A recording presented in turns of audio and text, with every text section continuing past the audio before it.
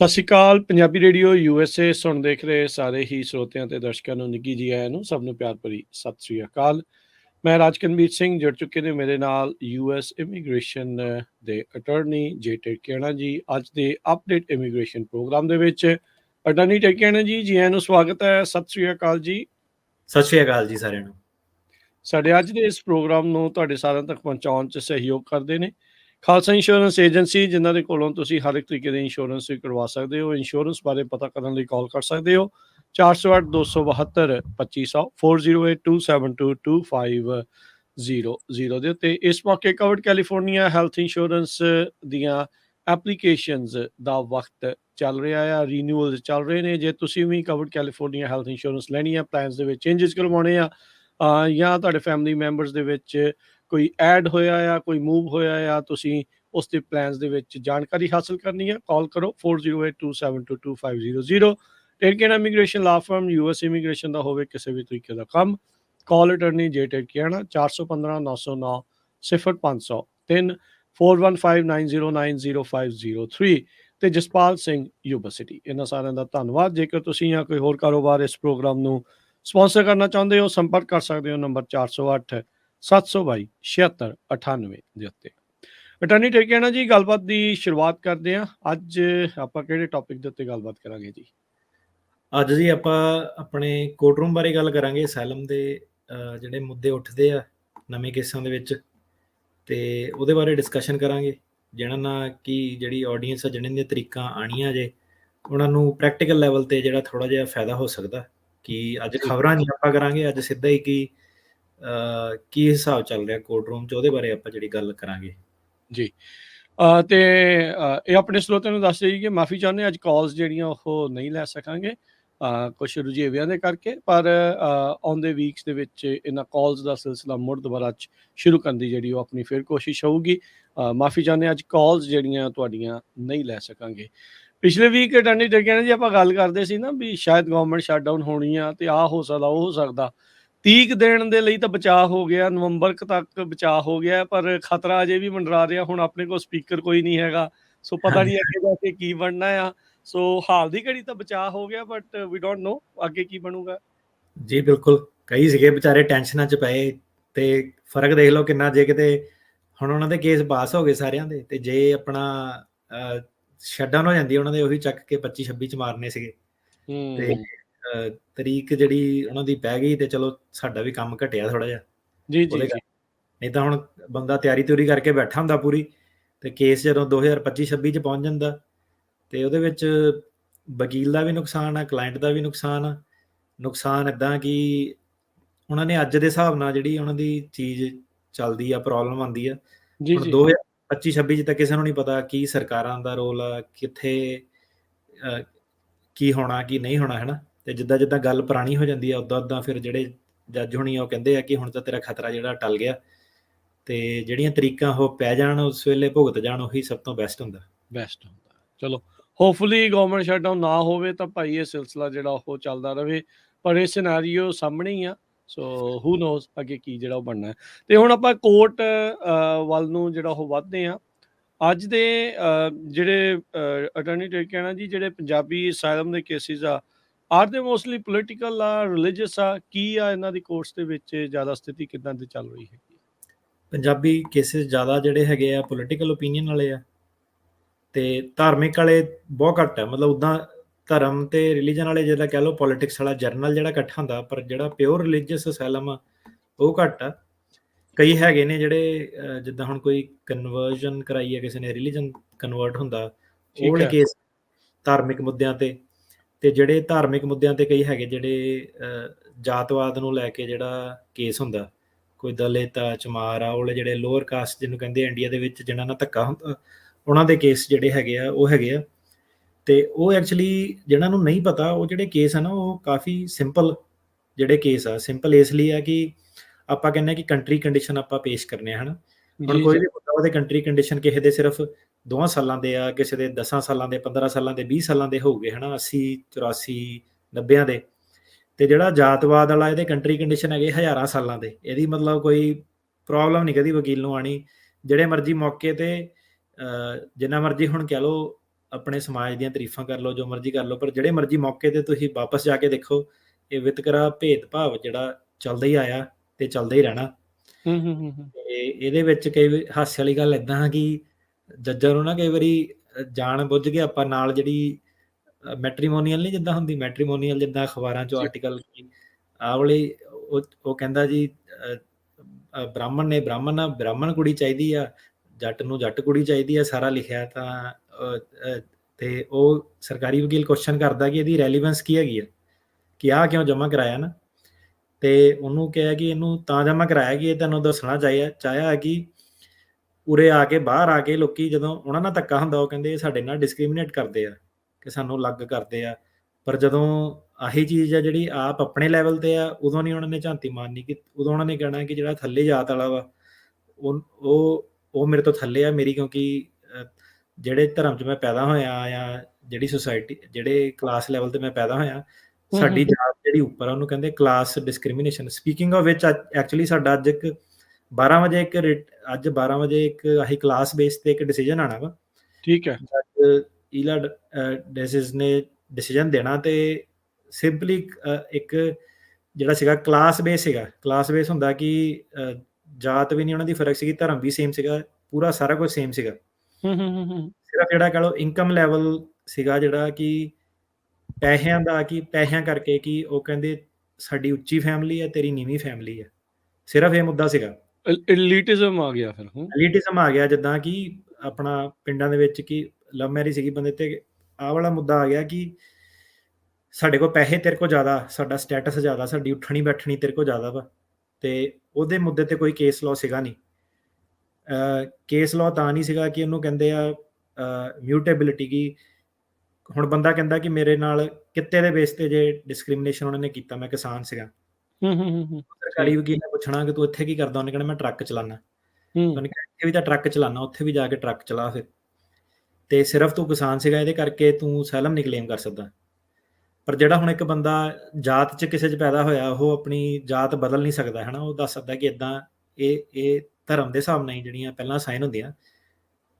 ਤੇ ਜਿਹੜੀ income level ਆ ਹੁਣ ਉਹਦੇ ਵਿੱਚ ਇੱਦਾਂ ਸੀਗਾ ਕਿ ਬੰਦਾ ਹੁਣ ਉਰੇ ਆ ਗਿਆ, ਉਹਨੇ ਡਾਲਰ ਕਮਾ ਲਏ, ਸੋ ਆਰਗੂਮੈਂਟ ਇਹ ਆ ਕਿ ਹੁਣ ਤਾਂ ਬਈ ਪੈਸਾ ਆ ਗਿਆ ਤੁਹਾਡੇ ਕੋਲ, ਹੁਣ ਤੇ ਜੇ ਪੈਸੇ ਕਰਕੇ ਤੁਹਾਡੇ ਨਾਲ ਧੱਕਾ ਹੋਇਆ ਤੇ ਫਿਰ ਤੇ ਜਿਹੜੇ ਕੁੜੀ ਵਾਲੇ ਸੀਗੇ ਉਹ ਤੇ ਹੁਣ ਤੁਹਾਡੇ ਮਗਰ ਹੋ ਗਏ, ਕਿਉਂਕਿ ਹੁਣ ਤੇ ਤੁਸੀਂ ਮਿਲੀਅਨੇਅਰ ਬਣ ਗਏ ਆ। ਤੇ ਉਹਨੂੰ ਉਹਦੇ ਵਿੱਚ ਫਿਰ ਇਹ ਚੀਜ਼ ਤੇ ਬਹਿਸ ਸੀਗੀ ਕਿ ਨਹੀਂ, ਇਹ ਮੁੱਦਾ ਸਿਰਫ ਇਦਾਂ ਦਾ ਨਹੀਂ ਹੈਗਾ ਕਿ ਇਹ ਤੁਹਾਨੂੰ ਲੱਗਦਾ ਕਿ ਪੈਸਾ ਦੇਖ ਕੇ ਬੰਦਾ ਆਪਣੀ ਸੋਚ ਬਦਲ ਲਊਗਾ, ਪਰ ਜਿਹੜਾ ਐਲੀਟਿਜ਼ਮ ਜਿਹੜਾ ਇੰਡੀਆ 'ਚ ਹੈਗਾ, ਜ਼ਮੀਨ ਜਾਇਦਾਦ ਵਾਲੇ, ਜਗੀਰਾਂ ਵਾਲੇ, ਉਹ ਇੱਕ ਧਰਮ ਦੇ ਨਾਲ, ਜਾਤ ਦੇ ਨਾਲ ਇੱਕ ਹੋਰ ਚੀਜ਼ ਜਿਹੜੀ ਆਪਣੀ ਕਲਾਸ ਜਿਹੜੀ ਉਹ ਸਾਰੀ ਦੇਖਦੇ ਆ, ਉੱਤੇ ਜਿਹੜੀ ਆਰਗੂਮੈਂਟ ਸੀਗੀ, ਡਿਫਿਕਲਟ ਆਰਗੂਮੈਂਟ ਸੀਗੀ ਸਾਰੀ, ਜਿਹੜੀ ਜੱਜ ਸੀਗੀ ਕਾਫੀ ਉਹਦੀ ਵਧੀਆ ਰੇਟਿੰਗ ਆ, ਪਰ ਉਹਨੇ ਵੀ ਕਹਿੰਦਾ ਮੈਨੂੰ ਨਾ ਦੇਖਣਾ ਪੈਣਾ, ਪੜ੍ਹਨਾ ਪੈਣਾ, ਉਹਨੇ ਡਿਸੀਜਨ ਜਿਹੜਾ ਰਿਜ਼ਰਵ ਕਰ ਲਿਆ ਸੀ 1-2 ਮਹੀਨੇ ਲਾ ਕੇ। ਠੀਕ ਹੈ। ਅੱਜ ਉਹਨੇ ਡਿਸੀਜਨ ਦੇਣਾ ਵਾ, ਤੇ ਕੁਛ ਨਹੀਂ ਕਹਿ ਸਕਦੇ ਕਿ ਸਿਰਫ ਇਸ ਉੱਤੇ ਕਿ ਕਲਾਸ ਤੁਹਾਡੀ ਦੇ ਉੱਤੇ ਜੇ ਤਾਂ ਫੈਸਲਾ ਦਿੰਦੀ ਆ, ਤੇ ਫਿਰ ਉਹਦੇ ਬਾਰੇ ਜੇ ਕਲਾਇੰਟ ਸਾਨੂੰ ਬਾਅਦ 'ਚ ਆਥੋਰਾਈਜ਼ ਕਰਦਾ ਤੇ ਆਪਾਂ ਡਿਸਕਸ਼ਨ ਕਰਾਂਗੇ ਅਗਲੇ ਹਫਤੇ ਉਹਦੀ, ਕਿ ਕੀ ਹਿਸਾਬ ਕਿਤਾਬ ਰਿਹਾ ਕੇਸ ਦਾ, ਪਰ ਕਾਫੀ ਇੰਟਰਸਟਿੰਗ ਕੇਸ ਸੀਗਾ। ਇੱਕ ਡੇਟ ਕਹਿਣਾ ਜੀ, ਰੀਸੈਂਟਲੀ ਜਿਹੜਾ ਯੂਨਾਈਟਿਡ ਸਟੇਟਸ ਕਮਿਸ਼ਨ ਆਫ ਜਿਹੜੀ ਇੰਟਰਨੈਸ਼ਨਲ ਰਿਲੀਜੀਅਸ ਫਰੀडम ਆ, ਉਹਨਾਂ ਨੇ 3 ਅਕਤੂਬਰ ਨੂੰ ਇੱਕ ਰਿਪੋਰਟ ਪੇਸ਼ ਕੀਤੀ ਹੈ ਇੰਡੀਆ ਦੇ ਬਾਬਤ। ਕਹਿੰਦੇ ਵੀ ਸਾਨੂੰ ਕੰਸਰਨਸ ਆ ਇੰਡੀਆ ਦੇ ਵਿੱਚ ਰਿਲੀਜੀਅਸ ਫਰੀडम ਨੂੰ ਜਿਹੜਾ ਉਹ ਲੈ ਕੇ। ਜਦੋਂ ਆਪਾਂ ਫਿਰ ਰਿਲੀਜੀਅਸ ਅਸਾਈਲਮ ਦੀ ਜਾਂ ਇਦਾਂ ਦੀ ਗੱਲ ਕਰਦੇ ਆ, ਇਦਾਂ ਦੀਆਂ ਜਿਹੜੀਆਂ ਰਿਪੋਰਟਸ ਆ ਉਹ ਫਿਰ ਉਹ ਅਸਾਈਲਮ ਦੇ ਕੇਸਿਸ ਨੂੰ ਸਟਰੋਂਗ ਕਰਦੀਆਂ ਨੇ। ਇਹ ਜੀ ਰਿਪੋਰਟ ਹਰ ਸਾਲ ਪ੍ਰਪੇਅਰ ਹੁੰਦੀ ਹੈ, ਕੋਈ ਨਵੀਂ ਨਹੀਂ ਹੈ। ਹਿਊਮਨ ਰਾਈਟਸ ਰਿਪੋਰਟ ਤੇ ਰਿਲੀਜੀਅਸ ਫਰੀडम ਰਿਪੋਰਟ ਜੀ ਹਰ ਸਾਲ ਜਿਹੜੀ ਡਿਪਾਰਟਮੈਂਟ ਆਫ ਸਟੇਟ ਆ ਇਹ ਪ੍ਰਪੇਅਰ ਕਰਦੀ ਆ। ਜਿਹੜੀ ਡਿਪਾਰਟਮੈਂਟ ਆਫ ਸਟੇਟ ਆ, ਹੁਣ ਇਹਦੇ ਵਿੱਚ ਪੋਲੀਟੀਕਲ ਐਸਪੈਕਟ ਵੀ ਇਹਨਾਂ ਦਾ ਹੈਗਾ ਅਮਰੀਕਾ ਵਾਲਿਆਂ ਦਾ, ਕਿਉਂਕਿ ਕੀ ਆ, ਇਹਨਾਂ ਨੇ ਓਕਲੈਂਡ ਤੇ ਨਹੀਂ ਆਪਣੀ ਰਿਪੋਰਟ ਪ੍ਰਪੇਅਰ ਕਰਨੀ, ਇਹਨਾਂ ਨੇ ਬ੍ਰੌਂਕਸ ਤੇ ਬਰੁਕਲਿਨ ਤੇ ਇਹਨਾਂ ਨੇ ਉੱਤੇ ਨਹੀਂ ਰਿਪੋਰਟ ਕਰਨੀ, ਇਹਨਾਂ ਨੇ LA ਤੇ ਜਿਹੜੇ ਹੋਮਲੈਸ ਇਹਨਾਂ ਨੇ ਉਹਨਾਂ ਤੇ ਨਹੀਂ ਕਰਨੀ। ਇੱਥੇ ਜਿਹੜੇ ਇਹਨਾਂ ਦੇ ਆਪਣੇ ਇੰਟਰਨਲੀ ਜਿਹੜਾ ਅਮਰੀਕਨ ਸੋਸਾਇਟੀ 'ਚ ਰੇਪ ਰੂਪ ਕੇਸਿਸ ਆ, ਸੈਕਸ਼ੂਅਲ ਅਸੌਲਟ ਕੇਸਿਸ ਆ, ਜਿਹੜਾ ਇੱਥੇ ਬੰਦੇ ਜਨਾਨੀ ਨਾਲ ਧੱਕਾ ਕਰਦੇ ਆ, ਉਹਨਾਂ ਦਾ ਨਹੀਂ ਇਹਨਾਂ ਨੇ ਕਦੀ ਰਿਪੋਰਟ ਪ੍ਰਪੇਅਰ ਕਰਨੀ ਕਿ ਇਹਨਾਂ ਦਾ ਆਪਣਾ ਸਟੈਟਸ ਕੀ ਹੈਗਾ। ਤੁਸੀਂ ਹੈਰਾਨ ਹੋਗੇ ਕਿ ਹੋ ਸਕਦਾ ਕਿ ਉਹ ਜਿਹੜਾ ਸਟੈਟ ਹੈਗਾ, ਜਿਹੜਾ ਕਿ ਜੇ ਆਪਾਂ ਪਰਸੈਂਟੇਜ ਪਾਪੂਲੇਸ਼ਨ ਕੰਪੇਅਰ ਕਰੀਏ ਕਿ 300-400 ਬਿਲੀਅਨ ਦੇ ਵਿੱਚੋਂ ਦੀ ਇੱਥੇ ਸੈਕਸ਼ੂਅਲ ਅਸੌਲਟ ਦੇ, ਇੱਥੇ ਜਿਹੜਾ ਫੀਮੇਲ ਜੋ ਵੀ ਡੋਮੈਸਟਿਕ ਵਾਇਲੈਂਸ ਦੇ ਕੇਸ ਕਿੰਨੇ ਹੈਗੇ ਆ, ਤੇ ਉਹ ਇਦਾਂ ਕਿ ਹਰੇਕ ਸਰਕਾਰ ਦਾ ਆਪਣਾ ਆਪਣਾ ਐਂਗਲ ਆ, ਤੇ ਉਹਨਾਂ ਨੇ ਇਹਨਾਂ ਦਾ ਕੀ ਹੁੰਦਾ ਕਿ ਇੱਕ ਤਾਂ ਜਨਸੰਖਿਆ ਜ਼ਿਆਦਾ ਵਾ, ਰਿਪੋਰਟਿੰਗ ਕੁਛ ਨਾ ਕੁਛ ਤੇ ਚਲੋ ਹੋਣਾ ਹੀ ਆ, ਤੇ ਉਹ ਚ ਤੁਸੀਂ ਜਾਤ ਪਾਤ ਪਾ ਦਿਓ, ਕਰਪਸ਼ਨ ਪਾ ਦਿਓ, ਹੂੰ ਤੇ ਲੋਕੀ ਧੱਕਾ ਕਰਨ ਦੀ ਆਦਤ ਕਈਆਂ ਦੀ ਲੋਕਾਂ ਦੀ ਹੈਗੀ ਆ। ਭਾਵੇਂ ਤੁਸੀਂ ਦੇਖ ਲਓ ਕਿ ਕਲਾਇੰਟਾਂ 'ਚ ਕਈ ਵਾਰੀ ਪਤਾ ਲੱਗ ਜਾਂਦਾ ਕਿ ਹਨਾ ਕਿ ਕੋਈ ਆ ਗਿਆ, ਉਹ ਭਾਵੇਂ ਕਹਿ ਰਿਹਾ ਕਿ ਮੇਰੇ ਨਾਲ ਧੱਕਾ ਹੋਇਆ, ਪਰ ਗੱਲ ਏਦਾਂ ਕਿ ਜਦੋਂ ਵਾਪਸ ਉਹ ਸਿਟੀਜ਼ਨ ਬਣੂਗਾ ਕੀ ਉਹ ਜਾਤ ਪਾਤ ਕਰੂਗਾ ਕਿ ਨਹੀਂ ਕਰੂਗਾ, ਰਾਈਟ? ਕੁਐਸਚਨ ਇਹ ਆ ਜਾਂਦਾ। ਇਹ ਕਿ ਉਹਨਾਂ ਨੇ ਨਾ ਨਾਨ ਪ੍ਰੋਫਿਟ ਵਗੈਰਾ ਜਿਹੜੀਆਂ ਸੰਸਥਾਵਾਂ ਵਾ ਸਾਰੀਆਂ, ਜਿਹੜੀਆਂ ਉੱਥੇ ਹਿਊਮਨ ਰਾਈਟਸ ਆਰਗੇਨਾਈਜੇਸ਼ਨ ਵਗੈਰਾ ਹੁੰਦੀਆਂ ਛੋਟੇ ਲੈਵਲ ਤੇ, ਹੁਣ ਉਹਨਾਂ ਦਾ ਵੀ ਇੱਕ ਪਹਿਲੂ ਆ ਜਾਂਦਾ, ਉਹਨਾਂ ਨੂੰ ਫੰਡਿੰਗ ਮਿਲਦੀ ਆ, ਜੇ ਆਹ ਰਿਪੋਰਟ ਕਰਨ ਲਈ ਫੰਡਿੰਗ ਜ਼ਿਆਦਾਤਰ ਬਾਹਰੋਂ ਜਾਂਦੀ ਆ। ਇਹ ਸਾਰਾ ਕਰ ਕਰਕੇ ਆਪਣੀਆਂ ਰਿਪੋਰਟਾਂ ਜਿਹੜੀਆਂ ਤਿਆਰ ਕਰਦੇ ਆ, ਤੇ ਇਹ ਜਿਹੜੀਆਂ ਹੁਣ ਰਿਪੋਰਟਾਂ ਵਾ, ਜਿਹੜੀ ਹੁਣ ਵਧੀਆ ਚੀਜ਼ ਤਾਂ ਕਿਸੇ ਦੇਸ਼ ਨੇ ਕਿਸੇ ਦੇ ਖਿਲਾਫ ਨਹੀਂ ਕਹਿਣੀ। ਸੋ ਇਹ ਜਿਹੜੀਆਂ ਹਿਊਮਨ ਰਾਈਟ ਵਾਇਲੇਸ਼ਨ ਰਿਪੋਰਟਾਂ ਹੈਗੀਆਂ, ਆਫ ਕੋਰਸ ਹੁਣ ਜਿਹੜੀ ਪਿਛਲੇ ਕੁਝ ਸਾਲਾਂ ਦੇ ਵਿੱਚ 2014 ਤੋਂ ਅਨਵਰਡ ਇਹ ਓਬਵੀਅਸਲੀ ਜਿਹੜੀ ਇਨਟੋਲਰੈਂਸ ਵਧੀ ਆ, ਕੋਈ ਡਾਊਟ ਨਹੀਂ ਇਹਦੇ ਵਿੱਚ, ਕਿਉਂਕਿ ਸਰਕਾਰ ਨੇ ਇੱਕ ਆਪਣਾ ਸਟੈਂਸ ਲਿਆ, ਰਾਈਟ? ਜੀ ਜੀ। ਤੇ ਮਿਨੋਰਟੀ ਵਾਲੇ ਜਿਹੜੇ ਕੇਸ ਆ, ਉਹਨਾਂ ਦੀ ਜਿਹੜੀ ਧੱਕਾ ਉਹਨਾਂ ਦੇ ਨਾਲ ਜ਼ਿਆਦਾ ਵਧਿਆ, ਕਿਉਂਕਿ ਆਪਾਂ ਦੇਖਿਆ ਸਿਟੀਜ਼ਨਸ਼ਿਪ ਅਮੈਂਡਮੈਂਟ ਐਕਟ ਆਹੀ ਜਿਹੜੇ ਬੀਫ ਬੈਨ ਬੂਨ ਲਗਾਏ ਸੀਗੇ, ਉਹ ਤੇ ਸਪੈਸ਼ਲੀ ਮੁਸਲਿਮ ਸਮੁਦਾਇ ਦੇ ਜਿਹੜੇ ਲੋਕ ਉਹਨਾਂ ਨਾਲ ਧੱਕਾ ਜਿਹੜਾ ਥੋੜਾ ਜਿਹਾ ਜ਼ਿਆਦਾ ਹੋਇਆ ਸੀਗਾ। ਤੇ ਉਹਦੇ ਵਿੱਚ ਕੀ ਆ ਕਿ ਸਰਕਾਰਾਂ ਵੀ ਕਈ ਵਾਰੀ ਸਟੈਪ ਲੈਂਦੀਆਂ ਤੇ ਉਹਨਾਂ ਦੇ ਬੱਸੋਂ ਬਾਹਰ ਚੀਜ਼ਾਂ ਜਿਹੜੀਆਂ ਹੋ ਜਾਂਦੀਆਂ, ਤੇ ਜਿਹੜੇ ਕਈ ਗਰੁੱਪ ਹੁੰਦੇ ਆ ਸਰਕਾਰ ਨਾਲੋਂ ਵੀ 10 ਕਦਮ ਅੱਗੇ ਹੀ ਹੁੰਦੇ ਆ। ਅਮਰੀਕਾ ਦੇ ਵਿੱਚ ਵੀ ਟਰੂ ਆ ਕਿ ਜੇ ਇੱਕ ਬੰਦਾ ਆ ਕੇ ਰਾਈਟ ਵਿੰਗ ਵਾਲਾ ਕੁਝ ਕਹੂਗਾ, ਤੇ ਉਤੋਂ ਵੀ ਪਰੇ ਜਿਹੜੇ ਬੰਦੇ ਬੈਠੇ ਆ ਕਿ ਚੱਲ ਹੁਣ ਸਾਡਾ ਬੰਦਾ ਆਇਆ ਕੁਝ ਬੋਲਣ ਤੇ, ਹਨਾ? ਤੇ ਇਹ ਲੋਕਾਂ ਦੀ ਜਿਹੜੀ ਰਿਪੋਰਟ ਤਿਆਰ ਹੁੰਦੀ ਆ, ਹਿਊਮਨ ਰਾਈਟਸ ਰਿਪੋਰਟ, ਇਹਨੂੰ ਹੁਣ ਜਿਹੜਾ ਸੀਗਾ ਇੰਡੀਆ ਨੇ ਨਿੰਦਿਆ ਵੀ ਇਹਦੀ ਕੀਤੀ ਸੀ ਕਿ ਲੈ ਇਦਾਂ ਕਿਉਂ, ਤੁਸੀਂ ਆਪਣੇ ਵੱਲ ਕਿਉਂ ਨਹੀਂ ਦੇਖਦੇ, ਹਨਾ? ਹਾਂਜੀ ਹਾਂਜੀ। ਸੋ ਇਹ ਜਿਹੜੀ ਰਿਪੋਰਟ ਆ ਸਾਲ ਬਾਏ ਸਾਲ ਬਣਦੀ ਆ। ਇਹ ਜਿਹੜੀ ਰਿਪੋਰਟਾਂ ਦੇ ਵਿੱਚ ਕੀ ਸੀਗਾ ਕਿ ਜੱਜ ਫਿਰ ਅੱਗੋਂ ਦੀ ਜਿਹੜੇ ਜੱਜ ਆ ਉਰੇ, ਉਹਨਾਂ ਦੀ ਲੀਨਿੰਗ ਕਿੱਧਰਲੇ ਪਾਸੇ ਨੂੰ ਆ। ਕਈ ਜੱਜਾਂ ਨੇ ਆ ਕੇ ਉਹ ਰਿਪੋਰਟ ਨੂੰ ਦੇਖ ਕੇ ਕਹਿਣਾ ਕਿ ਹਾਂ ਆਪਾਂ ਮੰਨਦੇ ਹਾਂ ਕਿ ਜਿਹੜੀ ਹੁਣ ਉਧਰ ਦੇਸ਼ ਦਾ ਝੁਕਾਅ ਰਾਈਟ ਵਿੰਗ ਵੱਲ ਹੋ ਗਿਆ ਤੇ ਲੋਕਾਂ ਨਾਲ ਧੱਕਾ ਬਹੁਤ ਹੋਇਆ। ਸੋ ਇਹ ਰਿਪੋਰਟਾਂ ਫਿਰ ਜਿਹੜੇ ਮਿਨੋਰਟੀ ਵਾਲੇ ਜਿਹੜੇ ਕੇਸ ਉਹਨਾਂ ਨੂੰ ਹੈਲਪ ਕਰਦੀਆਂ, ਕਿਉਂਕਿ ਇਹ ਅਮਰੀਕਾ ਦੀ ਖੁਦ ਦੀ ਡਿਪਾਰਟਮੈਂਟ ਆਫ ਸਟੇਟ ਦੀ ਜਿਹੜੀ ਰਿਪੋਰਟ ਆ। ਸੇਮ ਥਿੰਗ ਰਿਲੀਜੀਅਸ ਫਰੀडम ਦੀ ਜਿਹੜੀ ਰਿਪੋਰਟ ਆ। ਤੇ ਹੁਣ ਜਿਹੜਾ ਕਿਸਾਨੀ ਪ੍ਰਦਰਸ਼ਨ ਜਿੱਦਾਂ ਹੋਇਆ ਸੀਗਾ, ਹੁਣ ਕੀ ਹੈ ਕਿ ਆਪਾਂ ਰਿਪੋਰਟਾਂ ਤੱਕ ਸੀਮਿਤ ਨਹੀਂ ਰਹਿੰਦੇ। ਠੀਕ ਹੈ। ਰਿਪੋਰਟਾਂ ਬਹੁਤ ਜਰਨਲ ਵਾਈਡ ਹੈਗੀਆਂ, ਪਰ ਜਿਹੜਾ ਇੱਕ ਵਕੀਲ ਦਾ ਰੋਲ ਆ, ਰਿਪੋਰਟ ਤਾਂ ਸਬਮਿਟ ਹੋਣੀ ਆ। Human rights report, religious freedom report, ਇਹ ਸਾਰੀਆਂ ਤਾਂ ਡਿਫਾਲਟ ਹੀ ਜਾਣੀਆਂ, ਇਹ ਸਾਰਿਆਂ ਲਈ ਸਾਂਝੀਆਂ ਹੈ। ਸਰਕਾਰ ਨੇ ਵੀ, ਜਿਹੜਾ ਡਿਪਾਰਟਮੈਂਟ ਆਫ ਸਟੇਟ ਉਹਨਾਂ ਨੇ, ਜਿਹੜਾ DHS ਉਹਨਾਂ ਨੇ ਵੀ ਸਬਮਿਟ ਕਰਨੀ ਆ। ਜਿਹੜੇ ਮੇਨ ਵਕੀਲ ਦੇ ਕੋਲ ਟੂਲ ਹੁੰਦੇ ਆ ਕਿ ਲੋਕਲ ਲੈਵਲ ਤੇ ਖਬਰਾਂ ਕਿੱਦਾਂ ਚੱਲਣਦੀਆਂ, ਅਖਬਾਰਾਂ ਦੇ ਵਿੱਚੋਂ ਦੀ ਕੰਟਰੀ ਕੰਡੀਸ਼ਨ, ਹੈ ਨਾ? ਠੀਕ ਹੈ। ਮਤਲਬ ਜੇ ਕਿਸੇ ਦਾ ਵੂਮਨ ਦਾ ਕੇਸ ਆ, ਕਈ ਵਾਰੀ ਕੇਸ ਆਉਂਦੇ ਆ ਕਿ ਭਰੂਣ ਹੱਤਿਆ ਜਿਹਨੂੰ ਕਹਿੰਦੇ ਆ, ਫੀਮੇਲ ਇਨਫੈਂਟੀਸਾਈਡ, ਹੈ ਨਾ, ਉਹਦੇ ਕੇਸ ਆ ਸਮਾਜ ਦੇ ਵਿੱਚ। ਉਹ ਹੁਣ ਕੇਸ ਕੀ ਆ ਕਿ ਉਹਨੂੰ ਜਿੰਨਾ ਮਰਜ਼ੀ ਰੌਲਾ ਪਾਈ ਜਾਓ ਕਿ ਸਾਡੀ ਸੁਸਾਇਟੀ ਇਹ ਆ ਉਹ ਆ, ਉੱਥੇ ਕੀ ਹੈਗਾ ਕਿ ਸਰਕਾਰ ਦੇ ਸਟੈਟਸ ਹੈਗੇ ਆ ਕਿ ਫੀਮੇਲ ਟੂ ਮੇਲ ਰੇਸ਼ੋ, ਜਿਹੜਾ ਜੈਂਡਰ ਰੇਸ਼ੋ ਡਿਫਰੈਂਸ ਕਿੰਨਾ ਹੈਗਾ, ਹੈ ਨਾ, ਕਿ 1000 ਬੰਦਿਆਂ ਪਿੱਛੇ 600 ਸਮਥਿੰਗ ਔਰਤਾਂ ਆਉਂਦੀਆਂ ਹੈਗੀਆਂ, ਤੇ 50-50 ਵਾਲੀ ਜਿਹੜੀ ਗੱਲ ਉੱਥੇ ਨਹੀਂ ਆ। ਤੇ ਅੱਗੇ ਜਿਹੜੇ ਫਿਰ ਡਾਕਟਰਾਂ ਦੇ ਜਿੱਦਾਂ ਕੇਸ ਆਉਂਦੇ ਆ, ਨਿਊਜ਼ ਆਰਟੀਕਲ ਆਉਂਦੇ ਆ ਕਿ ਕਦੀ ਆਹ ਹਸਪਤਾਲ ਬੰਦ ਹੋ ਗਿਆ, ਕਦੀ ਉਹ, ਕਿ ਉਹ ਹਸਪਤਾਲ ਦੀ ਉਹਨਾਂ ਨੇ ਛਾਣਬੀਣ ਕੀਤੀ, ਮਗਰੋਂ ਜਿਹੜਾ ਧੱਕੇ ਨਾਲ ਫੋਰਸਡ ਅਬੋਰਸ਼ਨ ਜਿਹਨੂੰ ਕਹਿੰਦੇ ਆ ਉਹ ਕਰ ਦਿੰਦੇ ਆ, ਜਾਂ ਕਿਸੇ ਕੁੜੀ ਨੂੰ ਮੁੰਡਾ ਨਹੀਂ ਹੁੰਦਾ ਤਾਂ ਉਹਨੂੰ ਕਿੱਦਾਂ ਟਰੀਟ ਕੀਤਾ ਜਾਂਦਾ ਸਮਾਜ 'ਚ। ਇਹਦੇ ਵੀ ਮਤਲਬ ਕਿ ਹਰੇਕ ਪਰਟੀਕੂਲਰ ਸੋਸ਼ਲ ਗਰੁੱਪ ਜਿਹਨੂੰ ਕਹਿ ਦਿੰਦੇ ਆ, ਕਲਾਸੀਫਿਕੇਸ਼ਨਾਂ ਜਿਹੜੀਆਂ, ਕਲਾਸ ਡਿਵਾਈਡ ਜਿਹੜੇ ਚੱਲਦੇ ਰਹਿੰਦੇ। ਹੁਣ ਜਿਹੜੀ ਤੁਸੀਂ ਰਿਪੋਰਟ ਦੀ ਗੱਲ ਕਰਦੇ ਆ ਅਬਿਊਜ਼ਸ ਦੀ, ਇਹ ਹੁਣ ਡਿਪੈਂਡ ਕਰਦਾ ਕਿਹੜੀ ਕੈਟਾਗਰੀ ਵਾਲੀ ਆਪਾਂ ਗੱਲ ਕਰ ਰਹੇ ਹਾਂ। ਆਪਾਂ ਵੂਮਨ ਰਾਈਟਸ ਦੀ ਗੱਲ ਕਰ ਰਹੇ ਹਾਂ, ਆਪਾਂ ਫੀਮੇਲ ਇਨਫੈਂਟੀਸਾਈਡ ਦੀ ਗੱਲ ਕਰ ਰਹੇ ਹਾਂ, ਆਪਾਂ ਰਿਲੀਜੀਅਸ ਫਰੀडम ਦੀ ਗੱਲ ਕਰ ਰਹੇ ਹਾਂ, ਆਪਾਂ ਮਿਨੋਰਟੀ ਦੀ ਗੱਲ ਕਰ ਰਹੇ ਹਾਂ, ਹੈ ਨਾ? ਸੋ ਇਹਨਾਂ ਦੇ ਵਿੱਚ ਇਹ ਜਿਹੜੀ ਸਾਰੀ ਕੇਸਾਂ ਕੁਸਾਂ ਦੀ ਜਿਹੜੀ ਸੈਂਪਲਿੰਗ ਹੁੰਦੀ ਹੈ, ਪਰ ਜਦੋਂ ਤੁਹਾਡਾ ਆਪਣਾ ਕੇਸ ਲੱਗਦਾ, ਤੁਹਾਡੇ ਤੇ ਕੋਈ ਰਿਸਟ੍ਰਿਕਸ਼ਨ ਨਹੀਂ ਹੈਗੀ। ਤੁਸੀਂ ਕੋਈ ਵੀ ਜਿਹੜਾ ਕ੍ਰੈਡੀਬਲ ਨਿਊਜ਼ਪੇਪਰ ਹੈਗਾ, ਨੈਸ਼ਨਲ ਲੈਵਲ ਦੇ ਨਿਊਜ਼ਪੇਪਰ ਹੈਗੇ ਆ, ਉਹਨੂੰ ਤੁਸੀਂ ਜਿਹੜਾ ਜਮ੍ਹਾਂ ਕਰਦੇ ਹੋ, ਤੇ ਕਾਫੀ ਜ਼ਿਆਦਾ ਜਿਹੜੇ ਕੇਸ ਦੇ ਵਿੱਚ ਪੁਆਇੰਟਸ ਤੁਹਾਡੇ ਮਿਲਦੇ ਆ, ਹੈ ਨਾ? ਤੇ ਜਿੱਦਾਂ ਹੁਣ ਵਿਆਹ ਵਾਲਾ ਜਿਹੜਾ ਕੇਸ ਆ ਗਿਆ, ਹੁਣ ਜੱਜਾਂ ਨੂੰ ਕੁਝ ਨਹੀਂ ਪਤਾ ਇੱਥੇ ਕਈਆਂ ਨੂੰ। ਤੁਸੀਂ ਉਹਨਾਂ ਨੂੰ ਦੱਸਦੇ ਆ ਕਿ ਕੀ ਆ ਖੱਪ ਪੰਚਾਇਤਾਂ ਕੀ ਹੁੰਦੀਆਂ, ਪੰਚਾਇਤਾਂ ਕਿੱਦਾਂ, ਜਾਤ ਪਾਤ ਉੱਥੇ ਕਿੱਦਾਂ ਚੱਲਦੀ ਆ, ਮੈਟਰੀਮੋਨੀਅਲ ਉਹਨਾਂ ਨੂੰ ਤੁਸੀਂ ਦੇਖਦੇ ਆ, ਕਾਸਟ ਸਿਸਟਮ ਸਮਝਾਉਂਦੇ ਆ। ਇਹ ਜਦੋਂ ਸਾਰਾ ਕੁਝ ਸਮਝਾਉਂਦੇ ਆ ਤਾਂ ਕਈ ਆਪਾਂ ਕੇਸ ਦੇਖਦੇ ਆ ਕਿ ਉਹ ਕਹਿੰਦੇ ਕਿ ਪਰ ਤੈਨੂੰ ਤਾਂ ਹਾਈ ਕੋਰਟ ਪ੍ਰੋਟੈਕਸ਼ਨ ਦੇ ਸਕਦਾ। ਫਿਰ ਤੁਸੀਂ ਉਹ ਵਾਲੇ ਕੇਸ ਸਮਝਾਉਂਦੇ ਆ ਕਿ ਜਿਹਦੇ ਵਿੱਚ ਹਾਈ ਕੋਰਟ ਨੂੰ ਪ੍ਰੋਟੈਕਸ਼ਨ ਦੇ ਦਿੱਤੀ ਸੀਗੀ ਕਪਲ ਨੂੰ, ਇੰਟਰਰੇਸ਼ੀਅਲ ਕਪਲ ਸੀਗਾ ਜੀ। Punjab and Haryana high court ਨੇ ਦਿੱਤੀ ਸੀ, ਪਰ ਜਿਹੜੇ ਉਹ ਹਰਿਆਣੇ ਤੋਂ ਸੀਗੇ ਤੇ ਉਹ ਜਿਹੜੇ ਪਿੰਡਾਂ 'ਚ ਸੀਗਾ ਉਹਨਾਂ ਨੇ ਬਾਈਕਾਟ ਕਰਤਾ ਸੀਗਾ ਸਾਰਾ। ਉਹਨਾਂ ਨੂੰ ਨਾ ਕੋਈ ਬੱਸ ਤੋਂ ਰਾਈਡ ਦਿੰਦਾ ਸੀਗਾ, ਨਾ ਉਹਨਾਂ ਨੂੰ ਕਰਿਆਨੇ ਤੋਂ ਰਾਸ਼ਨ ਪਾਣੀ ਮਿਲਦਾ ਸੀਗਾ। ਤੇ ਸੋਸ਼ਲ ਬਾਈਕਾਟ ਹੋ ਗਿਆ ਉਹਨਾਂ ਸੋਸ਼ਲ ਦਾ। ਬਾਈਕਾਟ ਜਿਹੜੀ ਕਰਤੀ ਹਨਾ, ਤੇ ਉਹ ਜਿਹੜਾ ਸੋਸ਼ਲ ਬਾਈਕਾਟ ਆ ਫਿਰ ਉਹਦਾ ਮੁੱਦਾ ਆ ਗਿਆ ਕਿ ਇਹ ਪਰਸੀਕਿਊਸ਼ਨ ਤਾਂ ਨਹੀਂ ਹੈਗੀ ਕਿ ਕੁੱਟਿਆ ਮਾਰਿਆ ਤਾਂ ਨਹੀਂ, ਪਰ ਉਹਦਾ ਤੁਸੀਂ ਜੱਜ ਨੂੰ ਕਹਿੰਦੇ ਸੀ ਕਿ ਪਰ ਇਦਾਂ ਦੀ ਸੁਸਾਇਟੀ ਦੇ ਵਿੱਚ ਤੁਸੀਂ ਰਹਿ ਵੀ ਨਹੀਂ ਸਕਦੇ ਕਿਉਂਕਿ ਤੁਹਾਨੂੰ ਰਿਸਕ ਜਿਹੜਾ ਹਮੇਸ਼ਾ ਬਣਿਆ ਰਹੂਗਾ ਹਨਾ। ਸੋ ਜਿਹੜੇ ਕੇਸ ਹੈਗੇ ਆ, ਇਹ ਜਿਹੜਾ ਤੁਸੀਂ ਪੁੱਛਿਆ ਸੀਗਾ ਸਵਾਲ ਕਿ ਆਪਣੇ ਕੇਸ ਕਾਹਦੇ ਜ਼ਿਆਦਾ ਹੈਗੇ ਆ, ਆਪਣੇ ਪੋਲੀਟੀਕਲ ਦੇ ਜ਼ਿਆਦਾ ਕੇਸ ਹੈਗੇ ਆ, ਪਰ ਇਹ ਜਿਹੜਾ ਸ਼ੋਅ ਆ, ਇਹ ਜਿਹੜਾ ਪਲੇਟਫਾਰਮ ਆ, ਇਹਦੇ ਥਰੂ ਲੋਕਾਂ ਨੂੰ ਇਹ ਅਵੇਅਰ ਕਰਨਾ ਵੀ ਆਪਣਾ ਇੱਕ ਫਰਜ਼ ਹੈਗਾ ਕਿ ਜੇ ਤੁਹਾਡੀ ਸਿਚੁਏਸ਼ਨ ਹੈਗੀ ਆ ਵਾਕਈ ਡੋਮੈਸਟਿਕ ਵਾਇਲੈਂਸ ਵਗੈਰਾ, ਤੁਹਾਡੇ ਨਾਲ ਧੱਕਾ ਧੁੱਕਾ ਹੋਇਆ ਸੀਗਾ ਬੀਇੰਗ ਅ ਫੀਮੇਲ ਮੇਲ, ਜਿਹਨਾਂ ਦਾ ਕੋਈ ਵੀ ਕੇਸ ਆ ਕਿ ਪ੍ਰੈਸ਼ਰ ਪਾਇਆ ਹੈਗਾ ਕਿ ਜਵਾਕ ਮੇਲ ਸਨ ਚਾਹੀਦਾ, ਫੋਰਸਡ ਅਬੋਰਸ਼ਨ, ਇਦਾਂ ਦੇ ਕੋਈ ਵੀ ਜਿਹੜੇ ਸੀਗੇ ਸੱਸ ਸਹੁਰਾ ਤੰਗ ਕਰਨ ਵਾਲੇ ਕੇਸ ਸਾਰੇ, ਇਹ ਸਾਰੇ ਜਿਹੜੇ ਪਰਟੀਕੁਲਰ ਸੋਸ਼ਲ ਗਰੁੱਪ ਦੇ ਅੰਦਰ ਆਉਂਦੇ ਆ। ਕੇਸਾਂ ਦੇ ਬੇਸ ਬਹੁਤ ਜ਼ਿਆਦਾ ਹੈਗੇ ਆ, ਪਰ ਲੋਕਾਂ ਨੂੰ ਪਤਾ ਨਹੀਂ ਹੈਗਾ। ਕਈ ਲੋਕਾਂ ਦਾ ਤਾਂ ਇਦਾਂ ਕਿ ਆਂਦੇ ਪੋਲੀਟੀਕਲ ਦੇ ਹਿਸਾਬ ਨਾਲ, ਤਾਂ ਜਦੋਂ ਕੇਸ ਕੁਛ ਡਿਸਕਸ ਕਰੀਦਾ ਕਿ ਤੂੰ ਕੱਲੀ ਕਿਉਂ ਗਈ, ਘਰ ਵਾਲਾ ਤੇਰਾ ਕਿੱਥੇ ਆ, ਤੇ ਵਿੱਚੋਂ ਦੀ ਕੇਸ ਕੋਈ ਹੋਰ ਹੀ ਨਿਕਲਦਾ, ਤੇ ਜੱਜ ਜਿਹੜਾ ਹੈਗਾ ਉਹ ਪਹਿਲਾਂ ਹੀ ਸੁਣ ਕੇ ਕਹਿੰਦਾ ਕਿ ਲੈ ਮੈਂ ਤਾਂ ਇੱਥੇ ਕਨਵਿੰਸ ਆ, ਤੈਨੂੰ ਦੂਜਾ ਜਿਹੜਾ ਆਪਣਾ ਪੋਲੀਟੀਕਲ ਪਹਿਲੂ ਪੁੱਲੂ ਉਹਦੀ ਦੱਸਣ ਦੀ ਮੈਨੂੰ ਲੋੜ ਨਹੀਂ ਆ। ਸੋ ਬਿਲਕੁਲ। ਤੇ ਅਟਾਰਨੀ ਟੇਕ ਕਹਿਣਾ ਜੀ ਇਹ ਸਾਰੀਆਂ ਚੀਜ਼ ਵੀ ਕਿਹੜਾ ਕੇਸ ਲਾਈਕ ਜਿਹਦੇ ਮਲਟੀਪਲ ਇਦਾਂ ਦੀਆਂ ਕੰਡੀਸ਼ਨਸ ਆ, ਜਿਹੜਾ ਪੋਲੀਟੀਕਲੀ ਵੀ ਕਰ ਰਿਹਾ ਜਾਂ ਰਿਲੀਜੀਅਸ ਆ ਜਾਂ ਸਪੈਸ਼ਲ ਜਿਹੜਾ ਗਰੁੱਪ ਆ ਉਹਦੇ ਅੰਡਰ ਆਉਂਦਾ ਆ। ਸੋ ਬੰਦਾ ਫਾਈਲ ਕਰਨ ਲੱਗੇ ਕਿਹੜੀਆਂ ਚੀਜ਼ਾਂ ਦਾ ਫਿਰ ਧਿਆਨ ਰੱਖੇ, ਕਿੱਦਾਂ ਡਿਸਾਈਡ ਕਰਨਾ ਚਾਹੀਦਾ ਆ, ਕਿਉਂਕਿ ਤੁਸੀਂ ਵੀ ਕਈ ਵਾਰੀ ਇਹ ਗੱਲ ਨੂੰ ਛੋਇਆ ਆ, ਚਲੋ ਆਪਣੇ ਪਤਾ ਹੀ ਆ ਵੀ ਕਈ ਵਾਰੀ ਬੰਦਾ ਕੁਝ ਡਾਲਰ ਬਚਾਉਣ ਦੀ ਖਾਤਰ ਫਿਰ ਚਲੇ ਜਾਂਦਾ ਉਹਨਾਂ ਤੋਂ ਜਿਹੜੇ ਮਾਹਰ ਨਹੀਂ ਆ, ਫਿਰ ਉਹ ਗਲਤ ਹੋ ਜਾਂਦਾ। ਸੋ ਵਾਟਸ ਦਾ ਬੈਸਟ ਕੇਸ, ਵੀ ਕੇਸ ਲਾਉਣ ਤੋਂ ਪਹਿਲਾਂ ਕੀ ਜਿਹੜਾ ਉਹ ਫਿਰ ਪੁੰਛਾਣ ਕਿੱਦਾਂ ਕਰਨੀ ਚਾਹੀਦੀ ਹੈ ਵੀ ਕਿਹੜਾ ਕੇਸ ਬਣਦਾ ਸਾਡਾ ਬੈਟਰ। ਤੁਹਾਨੂੰ ਬੜੇ ਧਿਆਨ ਨਾਲ ਸੁਣਿਓ ਤੁਸੀਂ, ਜੇ ਆਪਣੇ ਕੇਸ 'ਚ ਆਪ ਨਹੀਂ ਧਿਆਨ ਦੇਣਾ ਕਿਸੇ ਨੇ ਨਹੀਂ ਦੇਣਾ, ਸਭ ਤੋਂ ਪਹਿਲੀ ਗੱਲ। ਤੇ ਕਈ ਵਾਰੀ ਦੱਸਿਆ ਕਿ ਜਿਹੜੇ ਟਰਾਂਸਲੇਟਰ ਇੰਟਰਪ੍ਰੇਟਰ ਆ ਬਹੁਤ ਕੰਮ ਲੋਕਾਂ ਦਾ ਜਿਹੜਾ ਖਰਾਬ ਕਰਦੇ ਆ।